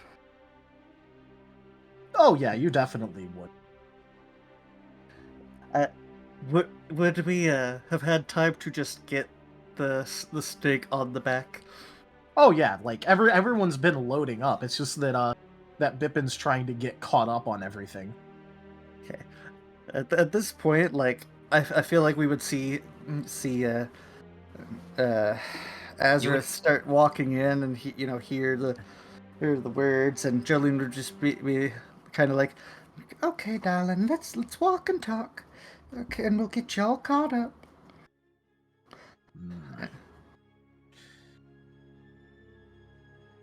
Yeah, everyone's waiting outside. Jingle, jingle, Yeah. jingle, jingle. Yeah, just give us a moment. Give us a moment. It's like I'm trying to like finally push over the Ekans over. It's like I just came here yesterday, and alright, that should be all. Should be better. And I'm talking to a tree, and we're putting in these. It just like looks at Jolene and looking at Azareth. I'm not a tree, but one time I did meet this really interesting fellow. I think yes, it's kind of called pseudo-wudo. Oh. It was a very weird time. I was in a dance competition. You in a And dance competition? Sparkles. No. Please. We need to get going right here. The longer that we wait, the more they're gonna get sick here. And I think it's best we actually get out of here as soon as we can. Please. And I snap towards Azareth. No more questions, please. Oh, Trust me, okay. I would love to hear your stories, Bippin, but now really isn't the time right now. Okay. Everyone's outside. We should get going. Oh, there are more of you. I was wondering why it looks like a team from Starlight is out here, but is there 2 teams, or are you just one very large group? One very large group. We're trying to save Starlight because it's in absolute big trouble from the people who put you to sleep. I remember back when I was in... Gently pushing. Gently pushing. He's like, I'm sure. Let's have some fresh air. Let's first have some fresh air as well. But if you don't mind. Well, I have spent a while in here. Oh, let's go ahead and get out of here. Thank you. And this is where he shows that he is actually the fastest character in the game. Oh, God. Have you seen He knows like turtles extreme and tortoises speed. when they actually need to get going? They can move pretty fast. Oh, they could scuttle. I've seen it. If you've seen the anime, Turtwig was one of Ash's fastest Pokemon until it evolved.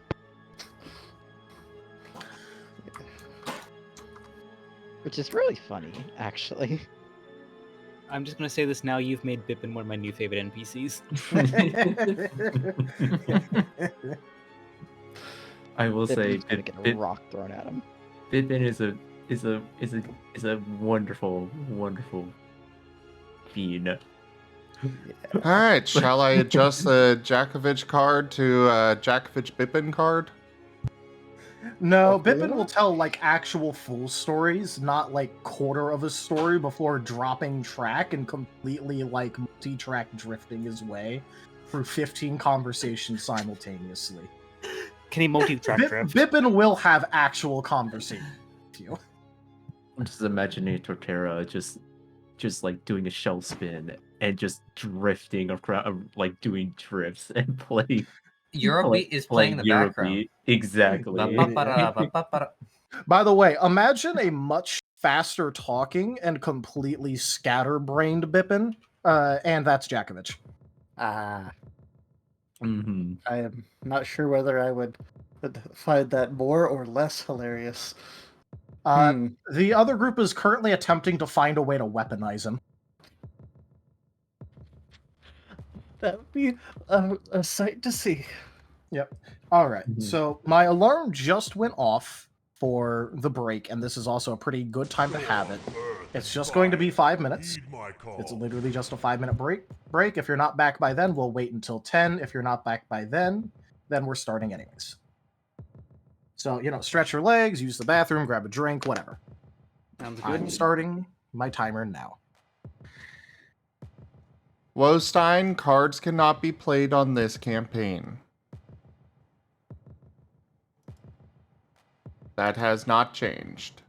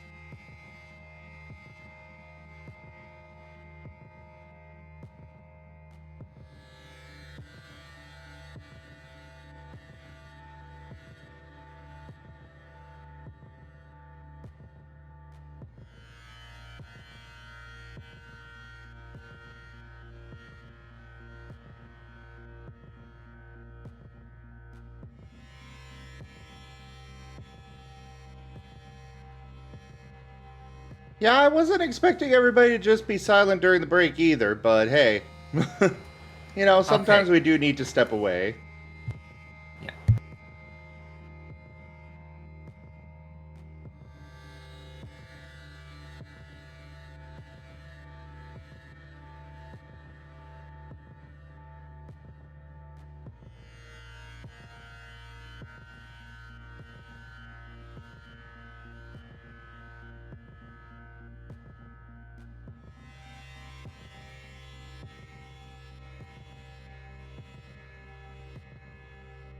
Alright, I am back. Le Duc.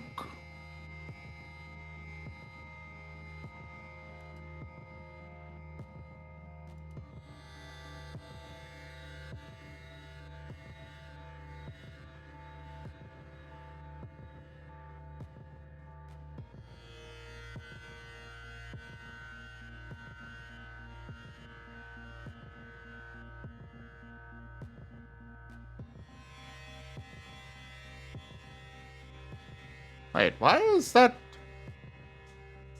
Oh. One moment, Balasar. Apparently the, thing broke. Or needs a new key, rather.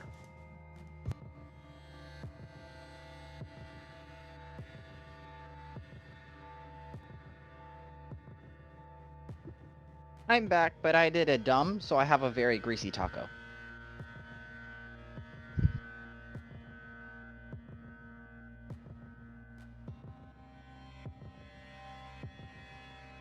Like, the grease is on the outside, and it should not be.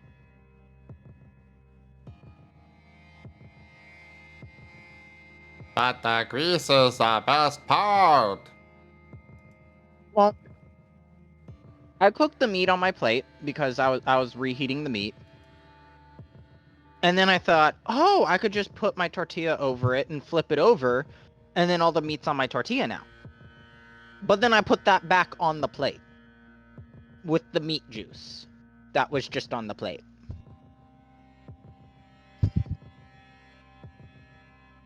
So, soggy, greasy tortilla. Well, please don't talk with your mouth full. I've got a big mouth. I can't help it. Alright, I'm back. Please don't talk with Welcome your back. mouth full.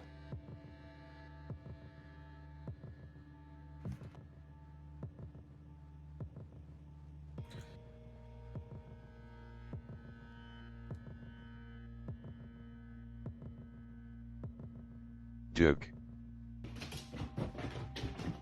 Wait, does this mean I can't talk when my mouth is full of air? Do you Yes. eat air? You talk. Are you a pool toy? Alright, there's the 5 minute. I'm gonna go Sometimes. ahead and reset it and keep timer until the 10. Hello? There's Tornado Marten. I see that we have these two people still muted. Bleh. Blah. But while we're waiting for the others to get back, is everyone enjoying so far? I know we took a while to get started. I'm enjoying. So far, it seems like I think everyone but Jet has had at least one character moment, and I love it. Well, Jet went out and like helped talk to Shade at least, so. Yeah, that's why I said I think. Also, we still need Amos moment. Oh, Camera pans over to a burning tent that somehow caught on fire. Amos! The Don't inn has now worry. exploded. Don't worry, it's not the one that held the B-52 bomber bombs, okay? Legalize nuclear bombs. Yes. But you see, they weren't just normal bombs, these were basil geese bombs. Those go kabooming. Kaboomba. Oh god, now I'm having Monster Hunter flashbacks. Let's fucking go! Nuclear launch detected. Basil Goose TF would be very explosive. Oh, I want that. That's actually something I want because yes, it'd be Air. cool. air sirens. Can we play Freebird in the background while I go? I'm gonna go blow up the enemy encampment. Just put on Freebird, and I'll take care of everything else. Your Honor, my client was playing Freebird.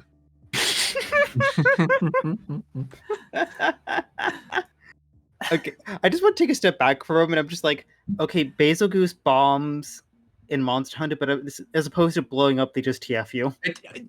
Sweetheart, get out of my head. No, I won't. I Alright. love being in your head. Zeta, Oh, well. Say I'm that sure again, you ready love for being this? in other parts too. This is a PG-13 stream, Zim. Sounds Yeah, fucking besides- good! I don't know. it's This is going on 18 YouTube. plus. It's 18 plus. Besides it's that- literally listed as such. Okay, And- fine. It's 18 plus stream.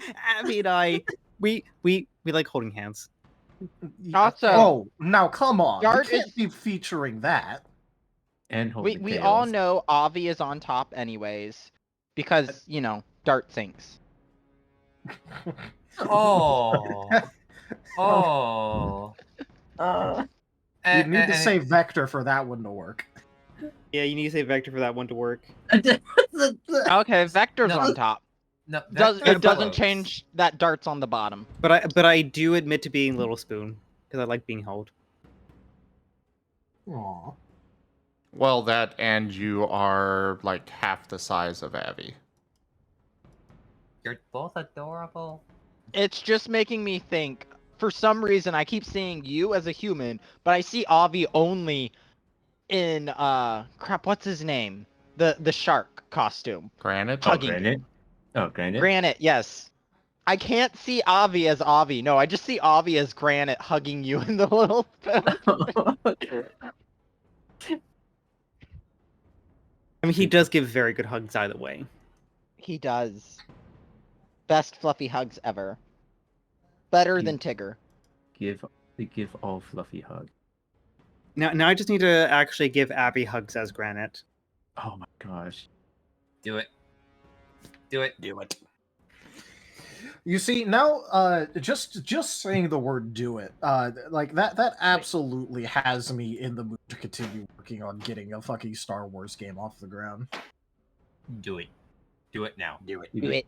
Do it and your keep the lightsaber. transformation to the dark side will be complete. You had me at TF.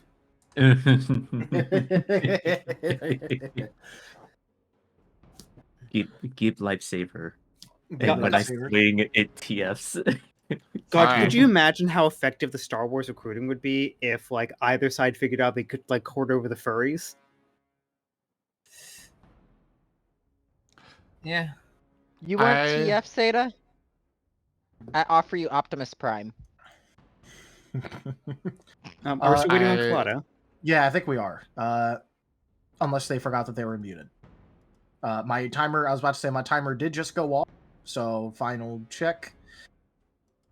Check 1, You know. 2, 1, 2, check. Okay. Yep. We're muting Freebird. But I'm guessing we are still waiting on Colada, but, you know, the show will move on. Yeah, I'm pinging them right now. Yep, They're typing to me. Oh. Yeah, they're gonna be like. Oh, but they posted that the. And I issues. can also confirm what Tiberian's saying in chat. I'll have to check T- that in a second. Tiberian has hugged both Abby and I at the same time and lifted us off the ground. I Yes, would have so, done that, you know. but every time that I do it, people get mad.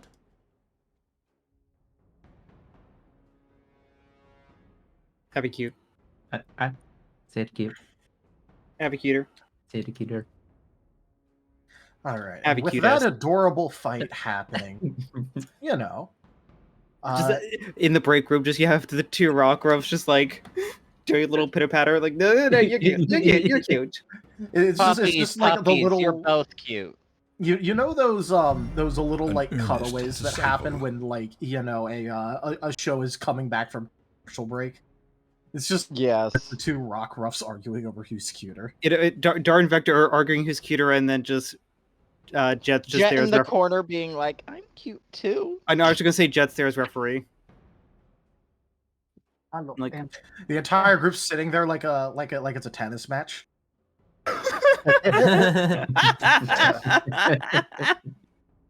Oh no! If it's a tennis match, do you know how many referees you have to have for that? We have enough. everyone get in here. Enough. Hey, Enough to keep track of the score. yes. Oh, yeah, welcome back. Kenku tipped Perfect, because we were $20. just finishing up the break convo and about to start. You all have successfully real quick. managed. Oh, Kenku, thank you so very much for that tip. Thank you for supporting the channel. I really, really appreciate it. Yeah, thanks for the help, Kenku. All right. So you all have successfully managed to get Bippin enough out of story mode to walk and talk at the same time. You can hear like how lumbering his footsteps are as the you could almost swear that the ground is shaking slightly just from him walking around. Is that alabaster gleam coming? No, I would suspect that's Bippin. Well, Is he Well. that heavy? you know, with the slicing rain and all, as much as I didn't want, there was a weight off my back. That's all Oh. that happened. Yep, that's Bippin. He makes jokes.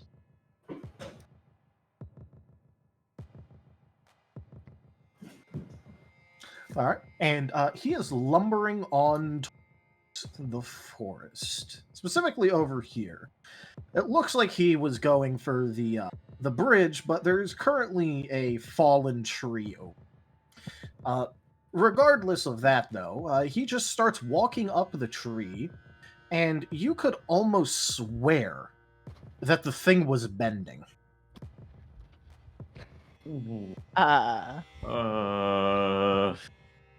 Jade, I think Bippin might fall.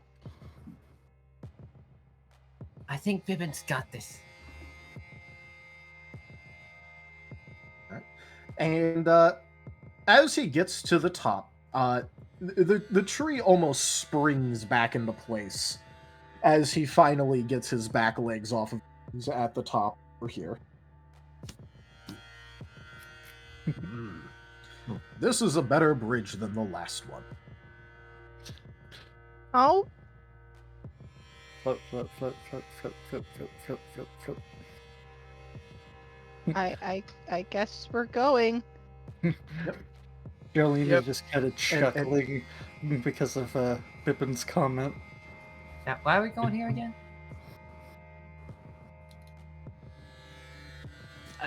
We are going to get more Snowberry.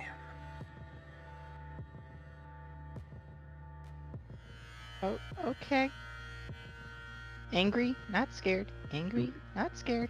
Do Angry, you think not scared. Do you think we will Climbing. need everyone to go there? As they kind of look back at the other groups in the center. Yeah. I It looks thought like we they're were kind all of just going. bringing up the rear. Also, I guess I should move all the tokens. Mhm.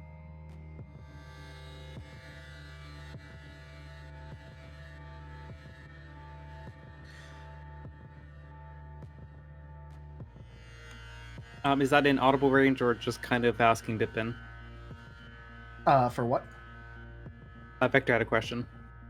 Oh, what was it? Sorry. Oh no! No! I was just saying, like, I would assume that was everyone else was informed about that we're all going to be going out as well, or is, and I guess in character, kind of asking, to gather these snowberries, just kind of look at it like would we need to have everyone in, or I mean, I think that I could take care, but it's better to be safe. I don't like splitting. There's a bunch of hooligans. Teams should stick together. fair.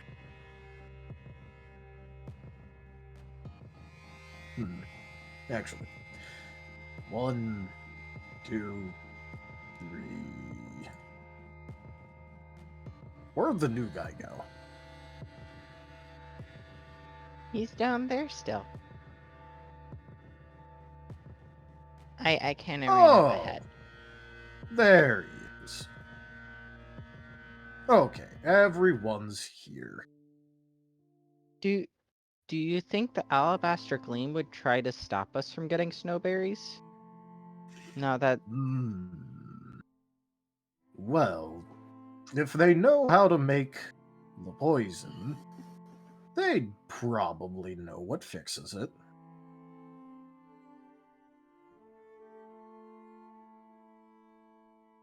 Now I'm worried there won't be any snowberries left. Oh, don't worry about that. Where we're going, they probably couldn't manage it. If they could, there'd be bigger problems.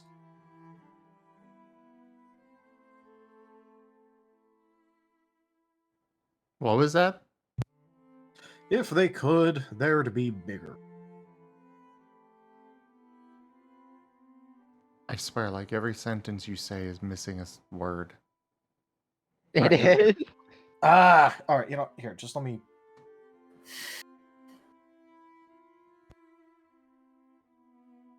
Alright, I pulled out and plugged back in my microphone. Hopefully this will help.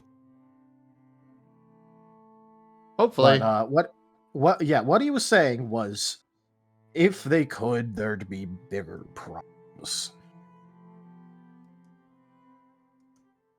I think he said problems. Problems. Yeah. Problems, yeah. But we got most of it so we could understand it.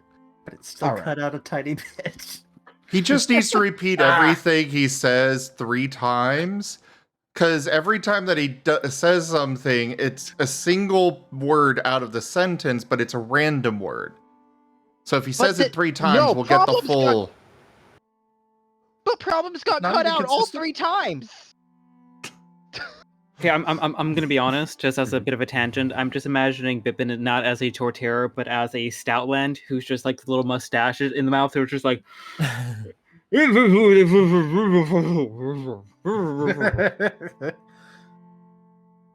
Please say that's a future NPC idea, I will crack up. I mean, I probably will at some point, not gonna... Like, I'm not gonna sugarcoat it, I'm probably gonna end up doing that. Continue, Jet, are you coming with us? Jet doesn't exist. Yes, he does. I'm looking at him right now. Oh, okay. A miss! Not enough ale. Rangers Jet. Another reminder, everyone, as we've said a few times, cards are not available on this game at this time. Yes.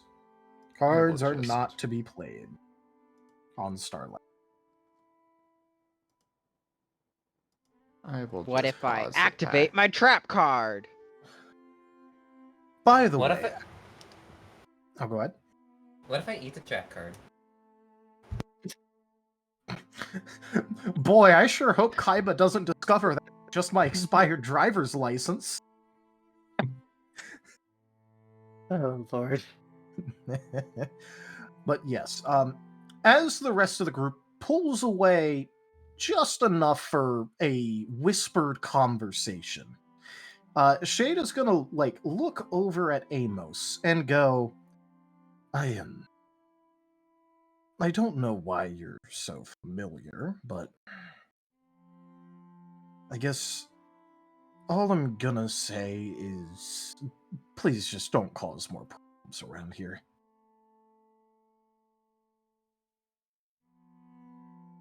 Amos will just nod. Good. That's good. Seriously, why are you so familiar? I know we haven't met.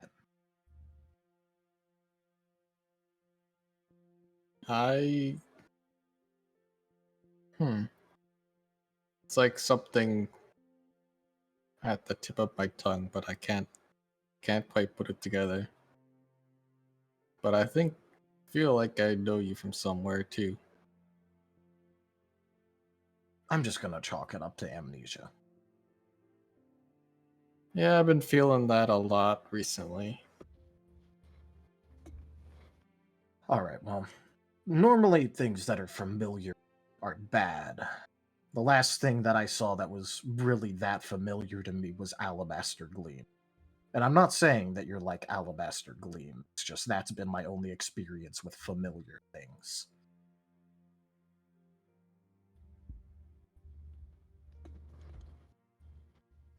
let's not lag too far behind. We're already worried enough as it is.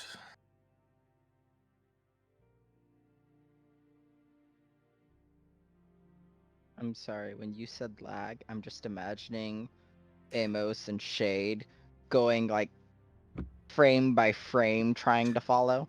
Frame by frame, and then occasionally they rubber band back. Yes. Rubber banding Amos. Yes, the rubber banding Amos. Hey guys, you've been standing still for so long. Oh, and they're over. Okay. Oh lord. The rubber banding Amos sounds almost more dangerous than normal Amos. Well, Suddenly no, Amos is like a foot off the ground, just T-posing because he's No. disconnecting. It'd be even better for Amos. It means he gets to set the same thing on fire multiple times. Yeah. Oh no!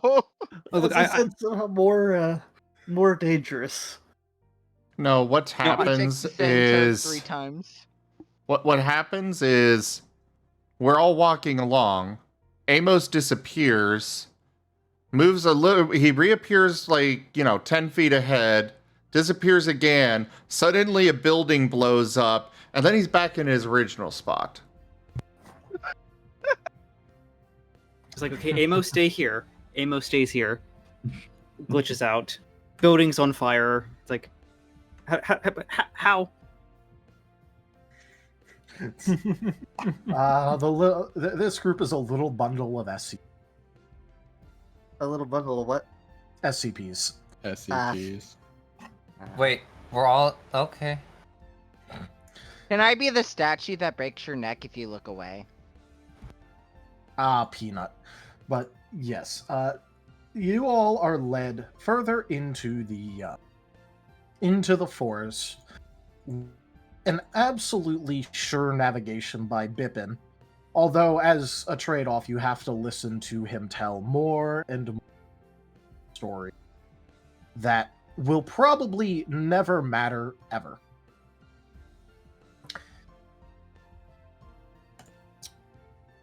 Although, eventually, at some point, while you're going past a rather dense thicket,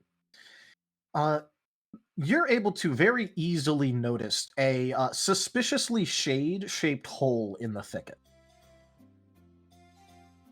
Wait, is this where you got the snowberries from? Oh, on the other side. I was kind of in a rush, and so I ran through.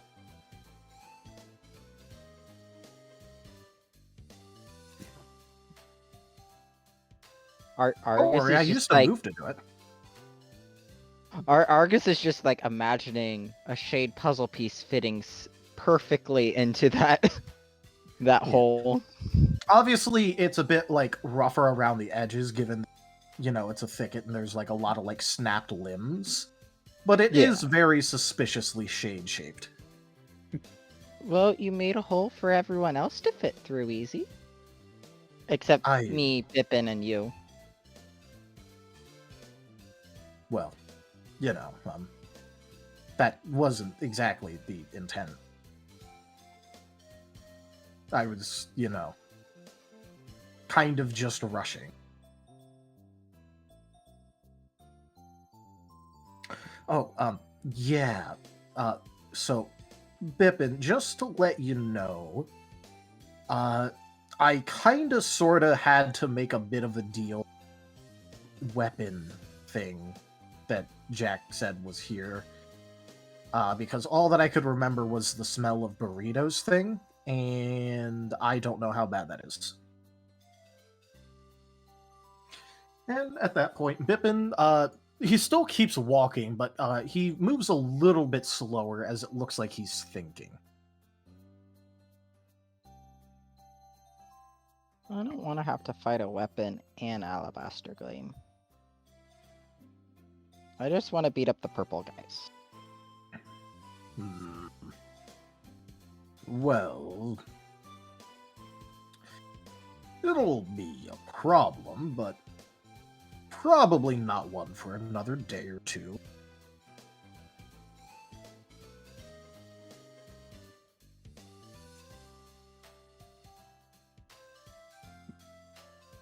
and then his speed picks back up. Hopefully we can deal with this before tonight. Yeah. You will, it is very easy to note, though, that this is the only answer you've heard Bippin give that didn't lead to another story or joke.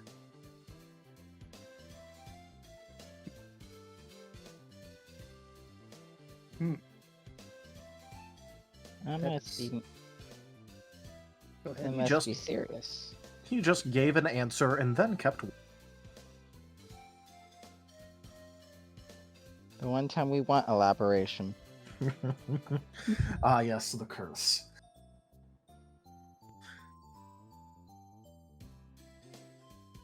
But yeah, you're led on what's obviously supposed to be the through, as it was deemed probably not a good idea to try and punch through the hole with a bunch of injured people on the biggest person's back. That Right. did not sound like probably the best idea, so you're led a bit of a roundabout way. Looks like you have to walk down the path further, and then it turnpikes its way backwards and then leads inside, neatly sidestepping the thickest part of the forest. Do we see the exit hole? No, you walk by the exit hole as you were. Well, the entrance/exit hole, because he ran through both. Through the Okay. same area, but like, you know.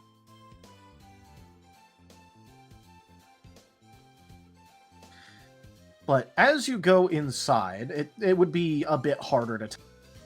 Fairly big clearing, where the most prominent feature inside of it is what appears to be a large rock in the middle, mixed with a bunch of flowers in the middle, the majority of which appearing to be a 3 red-berried plant. That's the snowberries.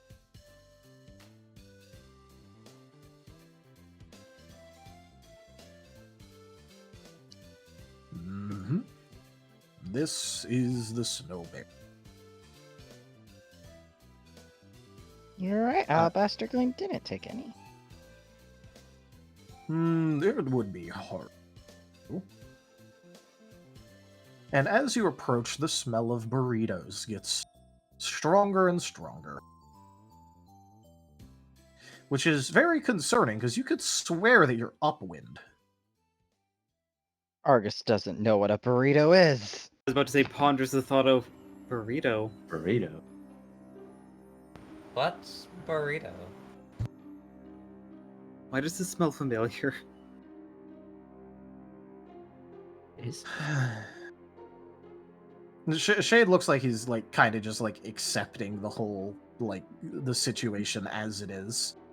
And he's gonna look over at Vector and go, by the way, this is the talking rock that was eating as I told you. Oh. Huh. Jolene is currently like very concerned expression on her face, and looking between, you know, Shade and Bippin, and then where the smell is coming from, because pretty sure she was out freaking cold at. Oh yeah, the last thing you remember was fighting an alabaster. Oh, sorry, I saw my thing cut out literally there. The last thing that you remember is fighting the Alabaster Gleam member with Shade. And then the next thing you remember is waking up inside of a cellar while a fight's going on with, Argus desperately, like, fending off a bunch of assailants. Yeah. Yeah.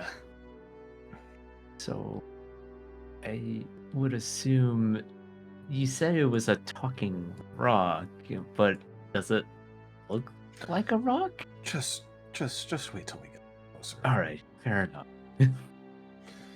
Yep. And as the group gets closer, the rock-looking thing in the middle suddenly, it sort of like spins on a dime, like on its spot, And you can see that it is very clearly alive as it reaches into nowhere and pulls out a burrito. I Ah, you're back. And you have Bippin. I thought that you were down. Did that little one lie to me?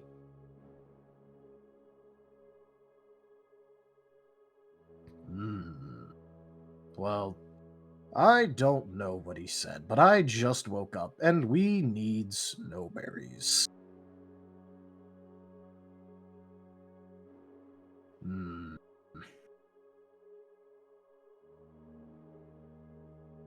And the large rock chuckles to himself a bit, and he has a very boisterous laugh.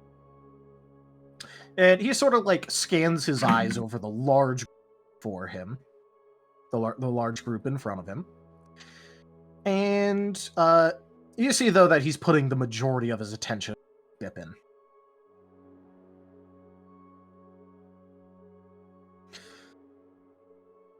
So, you old coot.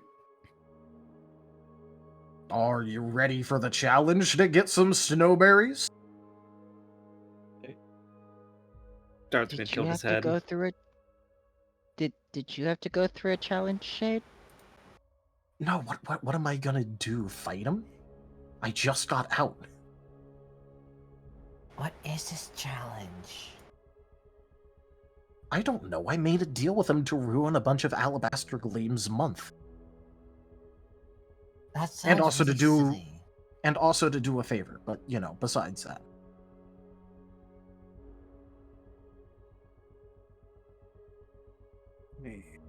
Jolene Make is now currently looking at a Shade, and then at the rock, then at Shade, and is going to say quietly, because brain starting to go kaput. I'm actually struggling right now. My brain does not want to remember how I was going to word the thing I was going to word. That's fine. You could take a second.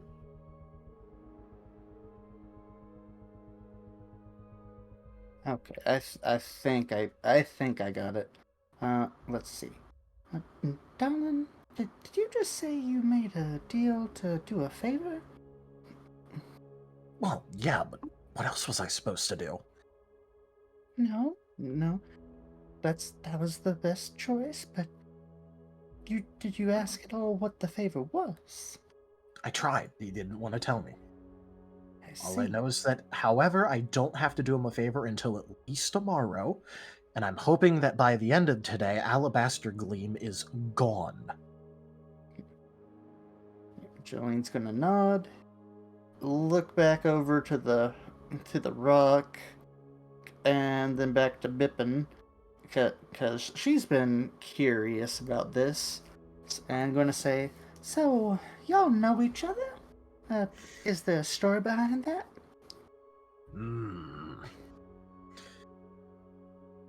I'm sure I'll tell you one day. In the meantime, I have a challenge to complete. And Bippin starts to lumber over. And the rock in the middle is sort of like rubbing his hands together, taking the moment to not even eat a burrito. Okay, I have to ask, the rock in the middle, does it happen to have claws for hands? It does not. Okay. I'm trying to figure out what this rock is, and it's bothering me, because there's too many options. There is in There are fact a too lot of many options. options. There's so many freaking rocks. Okay. Yeah. First thought was Crustal. Second thought is Golem. What about Geodude? It is a very large rock. Okay, Graveler. You only see two arms right now. That does make me think again, golem, but I was thinking more boulder. But moving on, as Bippin finally manages to reach the center next to the boulder, seemingly again from nowhere, you have no idea where the boulder is getting its things from, getting his items from. He puts out what appears to be a folding table.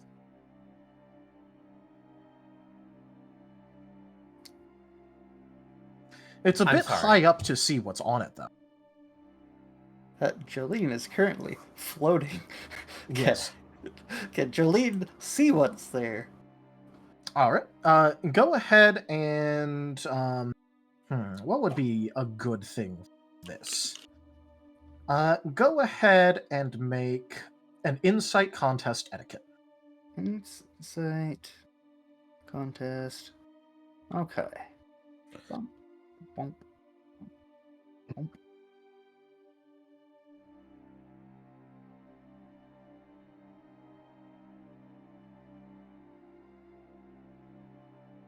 All right.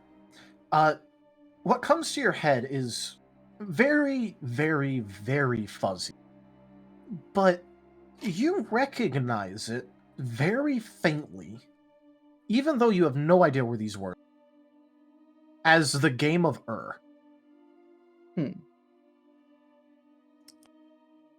Jolene isn't going to say anything because she is now going to be like focusing for a bit on trying to figure out how the hell she knows what it is in any capacity. Yeah. You recognize it as an old-styled board game, but you also have no recollection of the rule, how to win, or anything of the like. You just sort of recognize the board itself and the dice used to play. And also, while this little challenge they're having is going on, she's going to be like, watching intently, because this is like one of the only things that is like familiar to her that's also not super clear that she is super interested in, just because it seems potentially fun. All right.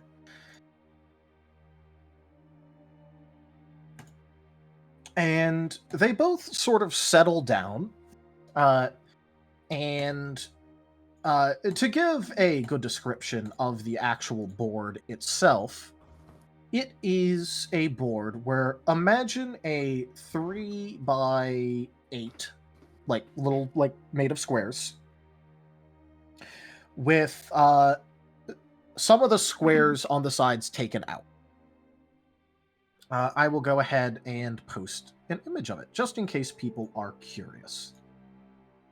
It will be very apparent why I've described this as a very recognizable, even if it's a bit,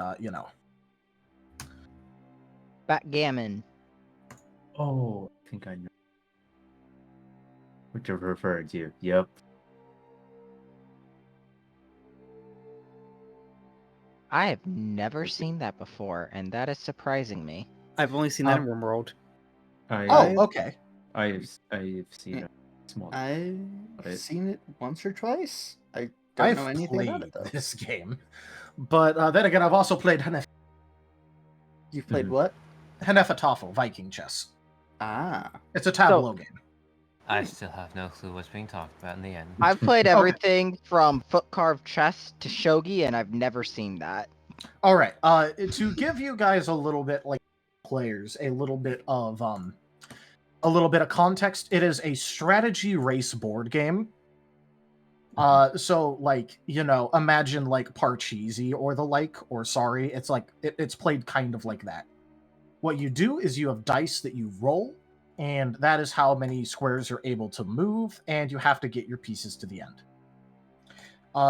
This game was so popular among socials, like all social strata, in the ancient Mesopotamian era, that it was people were like dueled and fought and killed over games of Ur. People were beggared because of this game. And when I say ancient Mesopotamia, I mean somewhere around 2500 BC. This is a positively ancient game. Where it was known sometimes as the game of kings and other things of the like. However, the most important thing about it is it's absolutely ancient age. How old is Bippin? How old is the weapon? How old is this setting itself? How old Yes. are we? This raises a lot of questions.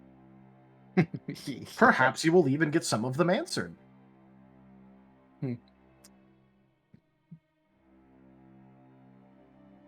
Why can't they just pull out Game Boys and play Pokemon like, normal people? Oh god, that'd be so meta. That'd be a little That bit would too be meta. so That'd be a meta. little bit too meta. What's a Okay, they Game pull Boy? out Game Boys and play Digimon. Oh my god. That's That'd still still be too very meta. That would be very, very meta. You know what? I'm That all would- for it. That'd be would be like hilarious. me making the most popular game played in Indians, the Pokemon card trading game.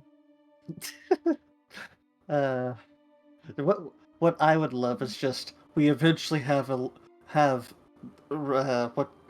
the word for it?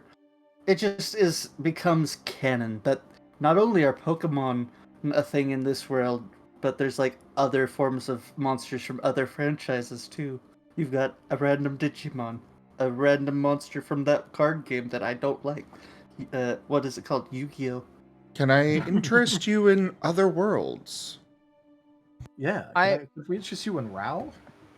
Other See, I'm just- dimensions. I'm imagining now Pokemon cards are basically the baseball cards because you got the famous Pokemon and all that, the teams, rescue team cards and all that. And then, like, for actual playing cards, you got human cards. Yeah, we got baseball cards that are like, this is Brock's Onyx. And whatever his face that keeps getting lost name is his Charizard. Leon. Leon. Leon's Leon. Charizard. Yeah, there you go. I'm just imagining the absolute, like, bragging rights that would be, like, if it was, like, super meta and, like, the Pokemon card trading game was, like, the trading card game was played. And, like, imagine the absolute, like, social status shit-eating, like, bragging you could do if you were the Charizard that was on the first edition Charizard. Oh, Just imagine having to deal with that guy, how insufferable they would be. depends on who it was. Yeah, especially true. if it's not just like art done, but actual like pictures taken of them Yeah. for the cards. Oh my god, that would be so amazing. It's like the Shinobi bout game in Naruto. Oh yeah. But they both settled down for what is possibly like an entirely too long game, considering the fact that they were sitting there rolling a couple of dice for at least like 30 minutes. Like they legitimately spend a fair amount of time playing this one game on this tiny. And as there's not much else to do, you do get sat around and at least, like, tangentially had the rules explained to you.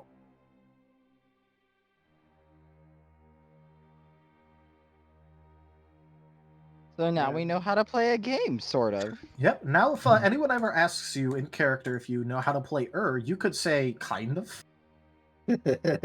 I wonder if I can make the board if I study it enough.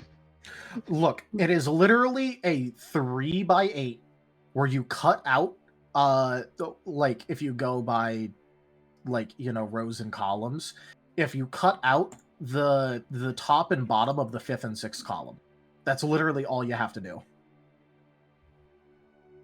Our Argus is going to make a game board when they have time to relax. Or attempt to. Probably fail.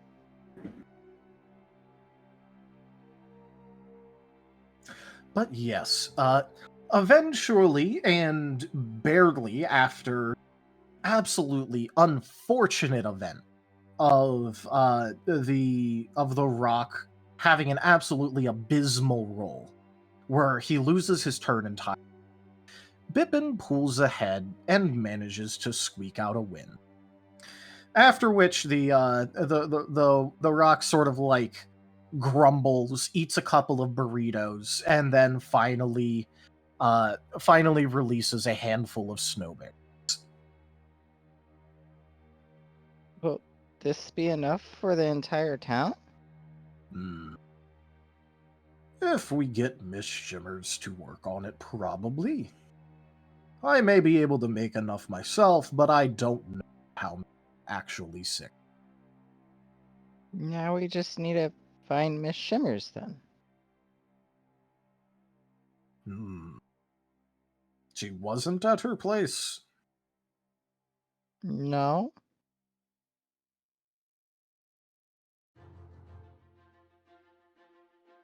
Oh no. That's strange. Normally she doesn't ignore.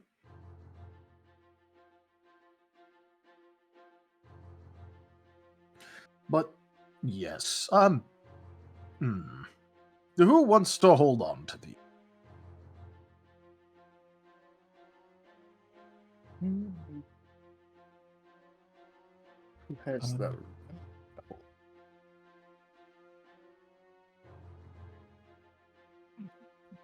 No one wants to hold on to the berries. You know what? I mean, I wouldn't mind holding the berries. Sorry. Actually, was I just think checking how much I Vector's have. the. I think Vector is probably the only one that's got space for anything. Oh, Does Vector have a bag? That's a great question Okay. too. Look, all I'm gonna say is that yeah, he has a bag. Okay. You know? Okay. I have better things to detail monger over than it has starting equipment. Yeah. Also, it was in the barrel. Yeah, you know what, Sheriff? If it matters, it was in the barrel. With your scarf.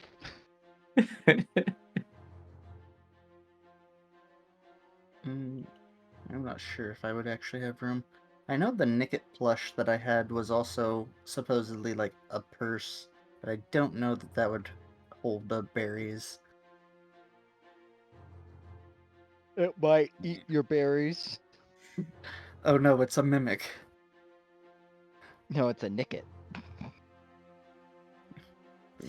Yes, a Nicket.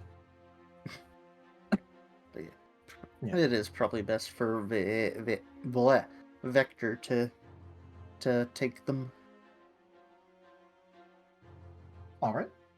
In that case, you'll be handed a rather large amount of snowberries. Although the hands that the rock has made like an entirely reasonable to give.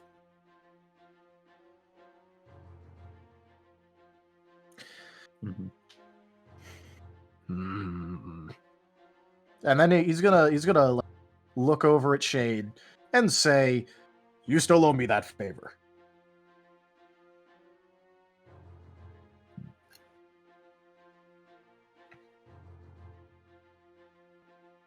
It seems like he's probably just taking whatever win he out after, you know, losing the game to.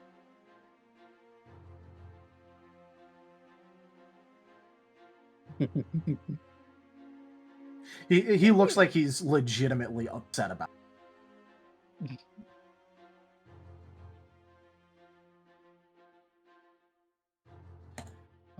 At least we got the berries. Hmm. You know, he is going to be for. He almost beat his record. He almost had a record-long streak. You're cutting out a lot. I'm just gonna speak louder so that way it's better. He's gonna be angry about that one. He almost broke his record of the longest win streak he managed against me. He had What's 4 the- games in a row before this. Out of how many have you played? You know, I would count, but I don't have the tree on my back to count any. I'd need the leaves. Oh my. That's probably more games than should be healthy. Oh, don't worry. We only play once every. Cutting You out cut a out bit again. Cut out. How many years? He said they only play once every couple of. I Couple think, of what? Oh my god, it's fucking cursed. I said he only plays once every couple of years. Okay, we heard Okay. that. Mm-hmm. Okay. Yeah, it's cursed. Yeah, I feel like your your microphone might be dying, or Discord is hating you. No. It's that so when I have Tabletop Sim open on my laptop, it sometimes decides to eat up like 50 bajillion resources on my laptop for no reason. Ooh. Oh, I know exactly what you mean. Yeah, so I'm working on getting my my normal computer back, but I'm in RMA hell. Yeah. But yes, so I do want to say that it's just past 3. I know that Werny had to get going around now. I was trying to keep an eye on that. It might be pushing it for me as well. Yeah, so I do think that it's time to wind down this session. I think this is probably a good stopping point. You guys got another batch of Snowberries, although it wasn't exactly, most exciting thing. But it does. I think that this definitely helped get everyone back into the swing of things a bit. Now we just need to find the lady and beat up all the purple guys. Yeah. Might not have to beat the purple guys though. But I have beat to them beat up up. the purple guys. I think if you Yeah, don't go beat up Amos the gets purple, it. about to say, I think if you guys don't go and beat up the purple guys, then Shade, Amos, and Art purple guys. Yeah. I hate to say it, but I'm pretty sure Jolene would be on the warpath, no matter what. Too, she has been slowly growing in the hatred for the purple people. There, the gleam. No, yes, Dart's no. just gonna caution just a little bit of restraint because if we just decide to go around beating up the supposed hospital workers, it's not a bad look. Like, if we just suddenly came in and just started beating up a bunch of Red Cross workers, we'd kind of get some flack. Mm-hmm. Yes, the plan is after we have got the townspeople on our side, we go beat the absolute hell out of them. I will rescind myself from that point. Go ahead. Yeah, because Jolene's Then at least you- smart you- enough to wait. You let go of the leash you have on Argus, and he throws a tantrum and destroys everything. Although, before Werny literally has to get off, I do want to go through the whole dislike, or question. Whatever the saying was. Yeah. Commons, It's something questions, you concerns. liked, something you could think could be improved, and a burning thought or idea. Okie doke. Yep, and you're at the top of the list, so. All right. I did I like that we're just back and doing Pokeroles again. Kind of, I like the. I'm already forgetting his name. The Bippin. I liked his character so far. I like the start of, even though it was only a brief interaction, the start of, hey, do I know you with Shade? Yeah. And I want to, do more of that next session. Kind of push that a little further. And also the bit of, who said it again? Like, don't cause any trouble. Oh no, that was Shade that said, "Don't cause any trouble." Yeah. It was at the start of the "Why are you familiar?" Yeah. And the reason that he brought it up is because, like, in his experience, things that are familiar generally are bad and problems. Yeah, fair. But yeah, I like that little interaction. And like, I guess things could have been improved. I kind of wish I did a little more of the session. I kind of wasn't feeling the greatest for like the past 2 hours, so I kind of was a little quiet. But next session should hopefully, I guess, should have a little bit more to put in. Well, if it makes you feel better, real quick, I think that during my tenure here as a player, and including this, this is the session that you talk the most. Because I heard you say multiple things multiple times, and you had an conversation. I think that's actually true. So, like, obviously, very low count, anecdotal, but I do think that this is the most active I've seen you. Okay then. So, if you want to be even more active, I'd be perfectly happy with it. Alrighty then. Well, then burning thought or idea or whatever. Yeah, I guess this. Yeah, we definitely need to. Thinking about how do we get like a shitload of this cure made to fix everyone, and do this while also the purple people might be showing up and could be an issue for us. Mm-hmm. So that's probably what Amos is thinking about. Like, oh shit, how the fuck are we actually gonna pull this off? Yes, there is, in fact, the just the very obvious and looming threat of, oh hey, a bunch of people just had to gather up to get to, like, basements, and everyone's supposed to be in quarantine. So there is a high likelihood that Alabaster Gleam is probably going to come out and force to, quote unquote, reestablish order. Not if we can help it.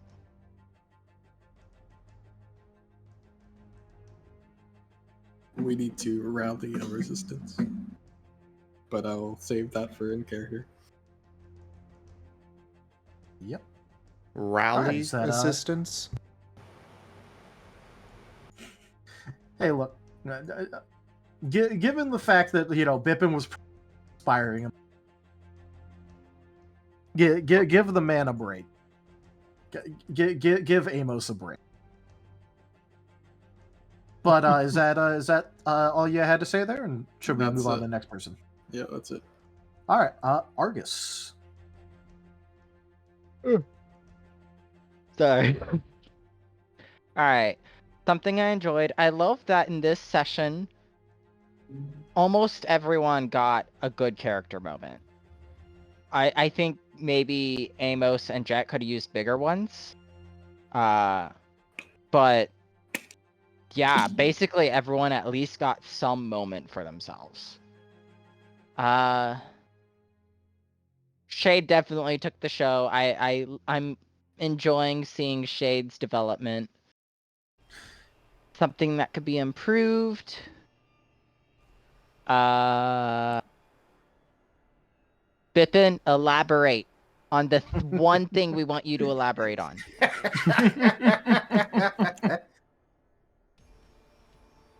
Burning thought or idea?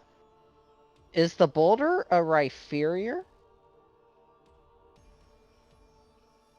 I suppose you'll have to find out what the boulder is. Well, the pebble wants to know. Yes. All right. Azurith. Oh, I like that we're back and we are enjoying this session. I've had a lot of fun, didn't fear or dread anything. I can't think of anything to improve right now. I was only focusing on positive, not the negatives. They weren't blatant. As for Burning Thought, surely we'll get back with enough time, right? 2 weeks Now- have gone by. Back to Oran Grove or back to Starlight? Back to finishing, because we did take, like, what felt like a bit before getting out to get Snowberries, and the amount of time it takes to get the Snowberries. Yes. There was an entire board game that was played. That too. Well, at least it wasn't Risk hours. That thing's like 6 hours long. What? No, it isn't. I play Risk. I'm sorry I play with too many casuals. I Yeah. propose we have a side episode where we all play Risk in character, or at least some of us play Risk in character. That'd be fun. Yes. Yes. That would be quite fun, actually. All right. So, continuing on. Dart. I really enjoyed the session. I think I liked the I liked the characterization you gave, especially Bippin. Just holy heck, I just as soon as you said like yeah, Pete's just telling more stories, and I'm like, oh no. Oh no. Gave me a very good chuckle. And I kind of just echo RZ's comments. Like, I kind of like that there was, at least for the moment, just not a curveball that was thrown. Just like, okay, yep, this is all going according to plan. I feel a little bit tense, but I'm just kind of just slowly trying to forget that. I think it was like, nice, clean session. We got some really good moments in there. I think for what I think could be improved, I think we're just kind of shaking off the gears in terms of just trying to find the right balance, just so we're not like shining the spotlight too much on a couple people. Yeah. I was trying to like at least toss a couple curveballs there, be like, okay, hey, maybe we should go check on this, or maybe we should go check on that. But I feel like we're just more shaking off the rust, because we do have a big group, and I want to, like, at least as a player, do my part to like make sure we're all kind of like getting good interaction. But I think near the end we were hitting a really good note. So yeah, I think just something we just gotta work, keep on shaking off the rust on. And burning thought or idea, outside of what's already been mentioned, Shade, are you okay? Okay, so I was gonna put this in. I did not want to put an extreme focus on Shade due to the whole conflict of interest thing. But the problem is that all of this literally was the part of the culmination of his introductory character arc. So I kind of couldn't really do the session and sidelight him, given that the cliffhanger it was ended off on last time was literally the Shade about to have.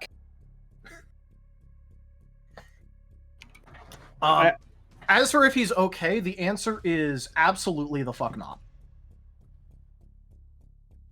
Yeah, it does not seem like there is any reality here that you could say, yeah, that guy's okay. No, Shade is not doing okay by any stretch of the word. Except that he's definitely not gonna admit he's not.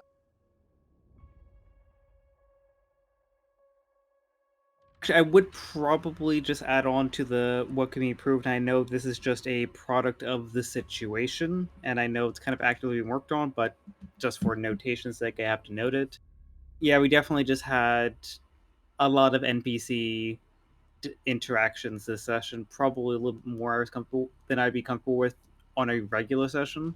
But I know Yeah. it's kind of just a product of where we're at right now and how we need to kind of pull ourselves out of. Yeah, I will say that I did have Jack commenting on stuff, but it was already enough that I'm like, I really don't want to like throw another NPC in there, even though like realistically he should probably be doing things.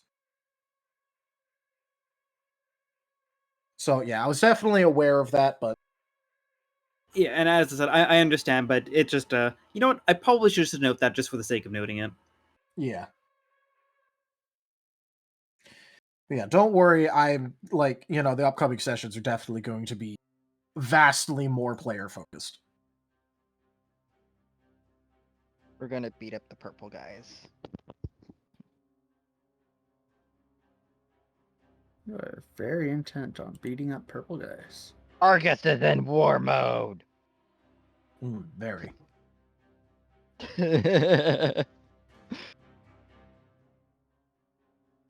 Did you have anything to add to Burning Thought already? Nope, not this time. Just definitely probably should be giving Shade another hug, and probably everyone on the team another hug at some point. I'm in a hugging mood. I noticed you kind of tackle hugged Shade. Yeah, I'm okay with being the weighted blanket of the party. Yes. All right, Jet.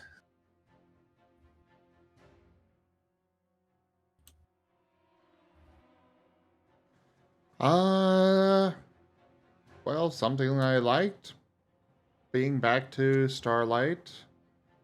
You know, the campaign. Bippin, of course, fantastic. Uh,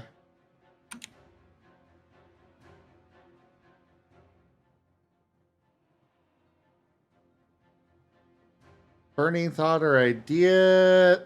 Nothing really comes to mind yet. Just feels a little too early to really have much there to me. That's fair. Did you have anything on the things to improve list?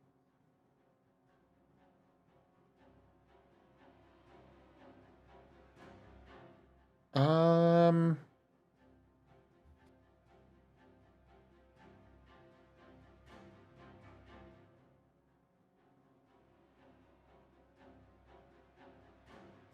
no, not really. All right. In that case, let's go ahead and go to Jolene. Okay. I enjoyed Bippin and Bippin. I enjoyed basically everything, but the moment you said that about still telling stories, I was like, this is my spirit animal here. I can relate on so many levels. War the tortoise. No, if I'm given time, I will go and tell a story, and then another story, and then another. And I'm sure all of you know this by now.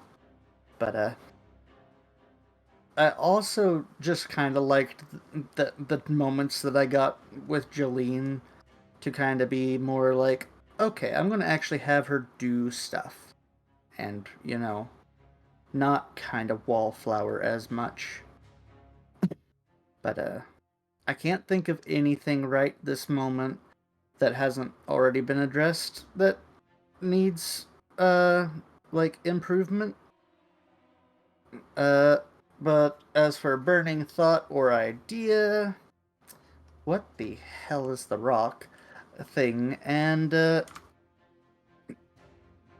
how bad is the upcoming most likely battle with the Alabaster Gleam gonna be? And how much are the townspeople gonna end up getting involved, whether we want them to or not, just because of the Gleam causing trouble? Mm-hmm. All right. By the way, even if someone else mentioned it, if you want to reiterate needs to be that you disliked or think needs to be improved, go right ahead. Yeah. The only thing, like the big thing that I thought is NPC interaction was a little more than I'm necessarily used to having here, and like focused on specific ones at times, but also it made sense. So it's more that I feel like a balance with who's interacting with what ones was more what I was thinking, because it seemed like with certain at certain points some of us got more interactions with specific NPCs or just in general with like everybody. But that's also just a matter of big group. Specific things are trying to, be focused on at the moment. Just kind of a odd balancing act. Yeah. But we'll get it eventually. Yeah. All right. Then on to Vector. What I liked, I mean, again, it's really good. It's great to be back, um, doing doing Pokeroles. So I'm really excited for that. Yeah, and again, it felt really nice to kind of interact a little bit more, especially especially this session to be able to interact with in the world, like like Pippin as well. um and be able to, and also just help it out. um uh what could be improved? I don't at the moment. Maybe it might be, I mean, I think it's just I think it's pretty obvious. It's they're a little bit slow, but that's just trying to get the rust out.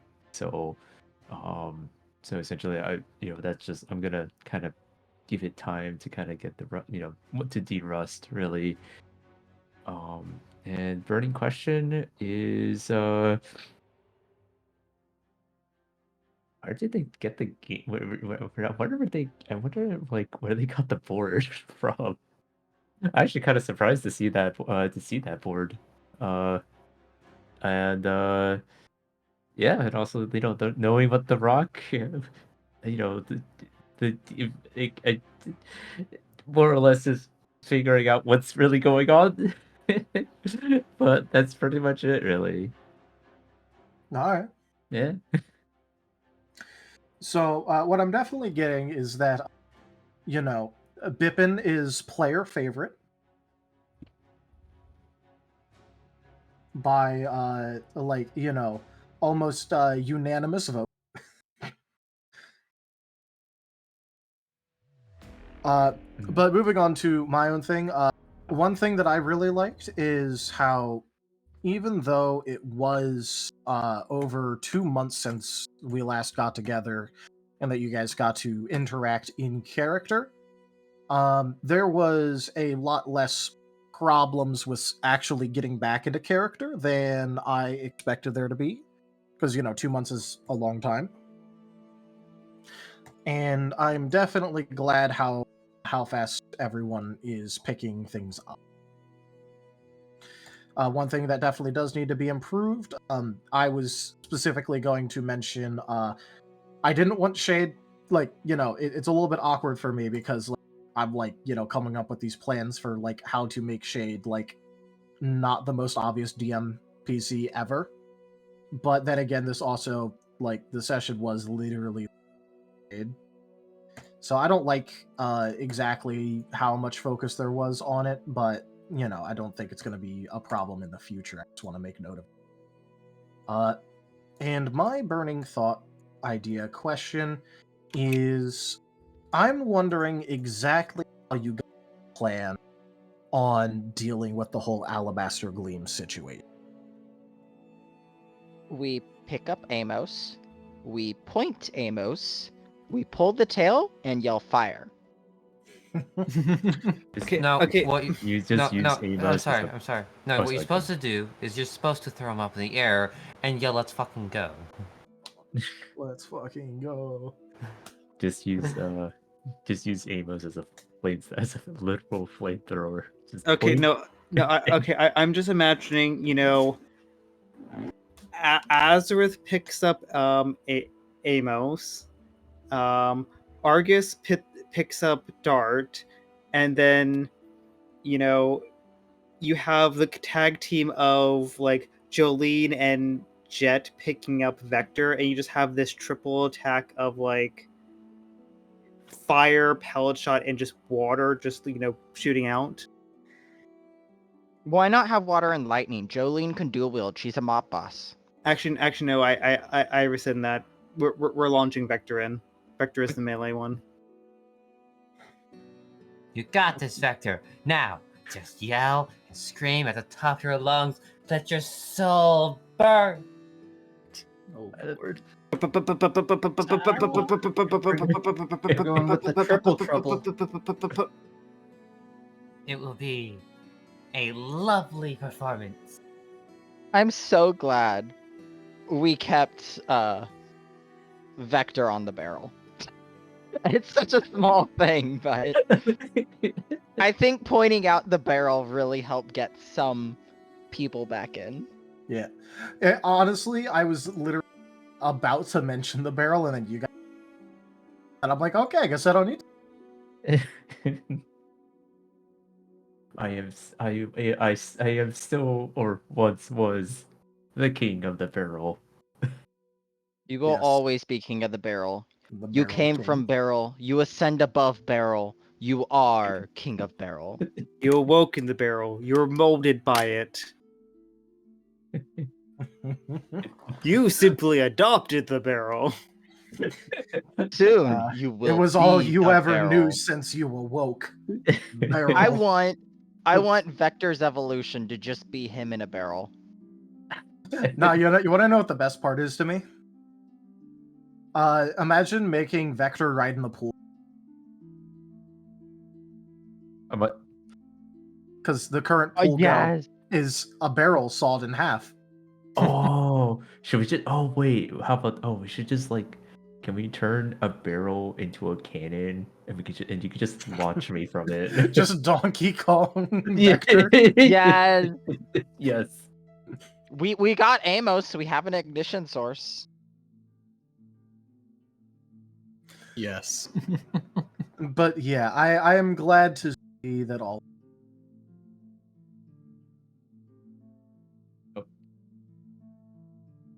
One last thing that I do want Glad to to mention see that is all what? that all of you guys are having fun with it. Starlight being back, I'm glad to see that all of you guys are having fun with it. I am very much having fun.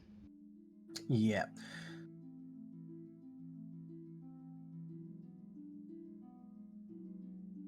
I like how I can kind of half tell when my mic cuts off, because all of a sudden in the top, see like all the connection ping numbers shoot up to 999. Literally a split second. That happens with me on tabletop too. Yeah. But I think that, like, specifically, that's when my laptop 100% utilization must cut. Must cut. But yeah, I don't want to keep people that need to leave. Although, if you guys want to stay a little bit afterwards, I would be more than happy to just sit around and chat for.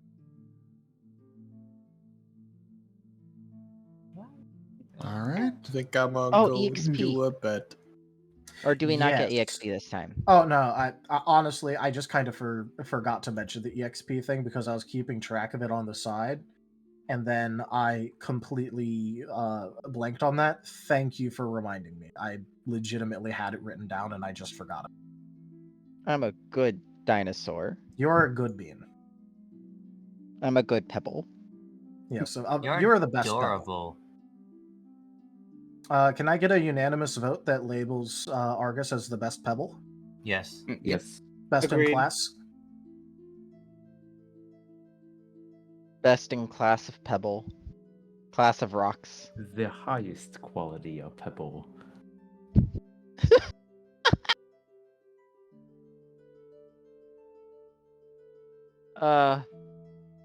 What makes it really funny is of the entire team of rockruffs, the only one who's an actual rock type is the only non-rockruff. This is true, but there's more than just you that is a non-rock. No, I'm the only one who's not a rockruff. We got our dragon type rockruff, we got our fairy type rockruff, our You don't electric have- ghost, our steel ground, and our water flying. You're Not- pushing some buttons. You are pushing many buttons. I'm not liking What them. buttons? The I'm just you stating you suddenly facts. disappeared button.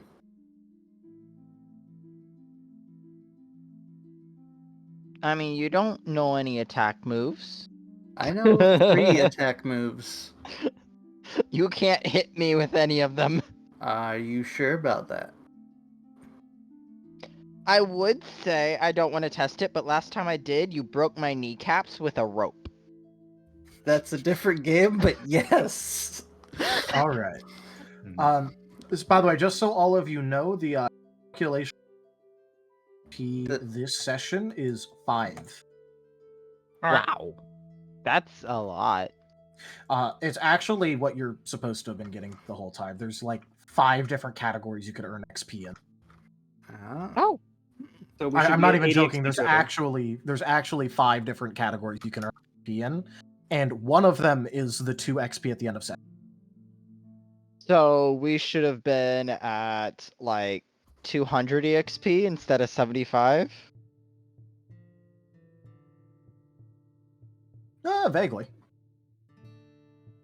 Maybe more like Preemptively 150. adds EXP. Nah, it was a little bit mitigated because you some XP at the end of a quest once, so it's a little bit mitigated, but you know, you guys are technically speaking behind on XP from where you're supposed to be. But in case you guys are worried are about the breakdown, it was 2 XP per session. I was nice and added in 1 XP from a hard to overcome situation, and another 2 XP because you literally helped out someone that was poisoned and brought them life-saving medicine, and then went to go get more life-saving medicine, which is another 2 XP. So that brings it out to 5. Other ways that you're able to get XP, just so the party knows, you get XP from battling. You get XP if your life was in danger. And you can also gain XP by having dedicated sparring sessions and training sessions. That'll be good to know when we have downtime. Yep. You get more XP out of the training sessions if you go full tilt. Although obviously that is a bit more dangerous and can, lose you the favor of NPCs if you NPCs and you knock them the fuck. Yeah, fair. But yeah, so you guys got 5 XP on the session, which coincidentally helps me out a little bit mentally because now you guys are back an even number. Although it doesn't matter because like there's a lot of ways to get an odd number of XP. Oh, I could get a willpower. You could.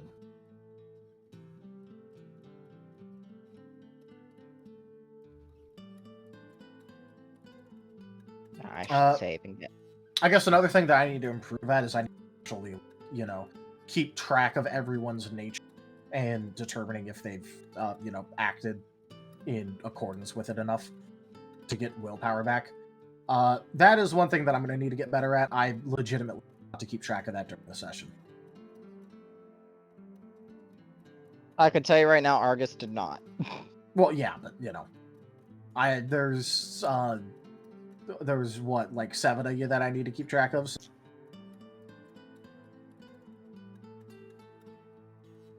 That is one thing that I'm to improve. Next session, I'm gonna make sure that I put a little bit more focus into it. There's 8 of us. We're stealing Bippin. He's part of Starlight now. Oh, you're stealing Bippin, but not Shade. Okay. Well, Shade comes along with. I propose that we turn Shade into a marketable plushie, just so the naked plush that Jolene has is not lonely. No, Shade, don't turn him into a Shade- marketable plushie. Shade becomes a marketable plush, and we get Bippin. It's a win-win. Party during session. We trust you, Shade. Party out of session. Yeah, we could just turn him into a marketable plush. Do you know? I want to say that some of them, not everyone. I don't say that. I'm just saying, it's very funny. Well, and if Arzadeo doesn't agree, we just turn Azareth into a marketable plush as well. No, I decline. Too late. I'm pretty sure Fine. you There turned wasn't into a- a marketable plush. Sorry, not- the no option was actually another yes.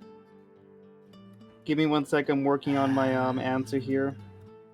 By the way, Werny, just make sure that you XP that you got, and you can hop off and go to bed, because I know that you said you had to go to bed like half an hour ago.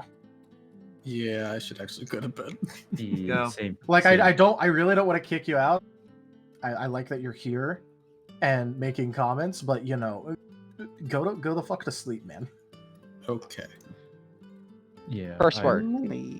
I will probably sneak off to get some sleep as well. So Well, let me go ahead and do the outro here and get this all wrapped up then. yeah, sounds good. So thank you everybody for joining us today for the return of Starlight with Starlight New Dawn, and I forgot to update the credits as well. Oh well, we'll deal with it for this week. Check out our website, zgfgaming.com. We've got links for our Discord, Telegram, Mastodon, Blue Sky, Patreon, and more. There on the website, as well as down in the description below through our link tree.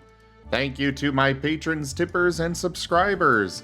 It is your support that allows these streams to continue to happen. I cannot do these without your guys' help and support, so thank you.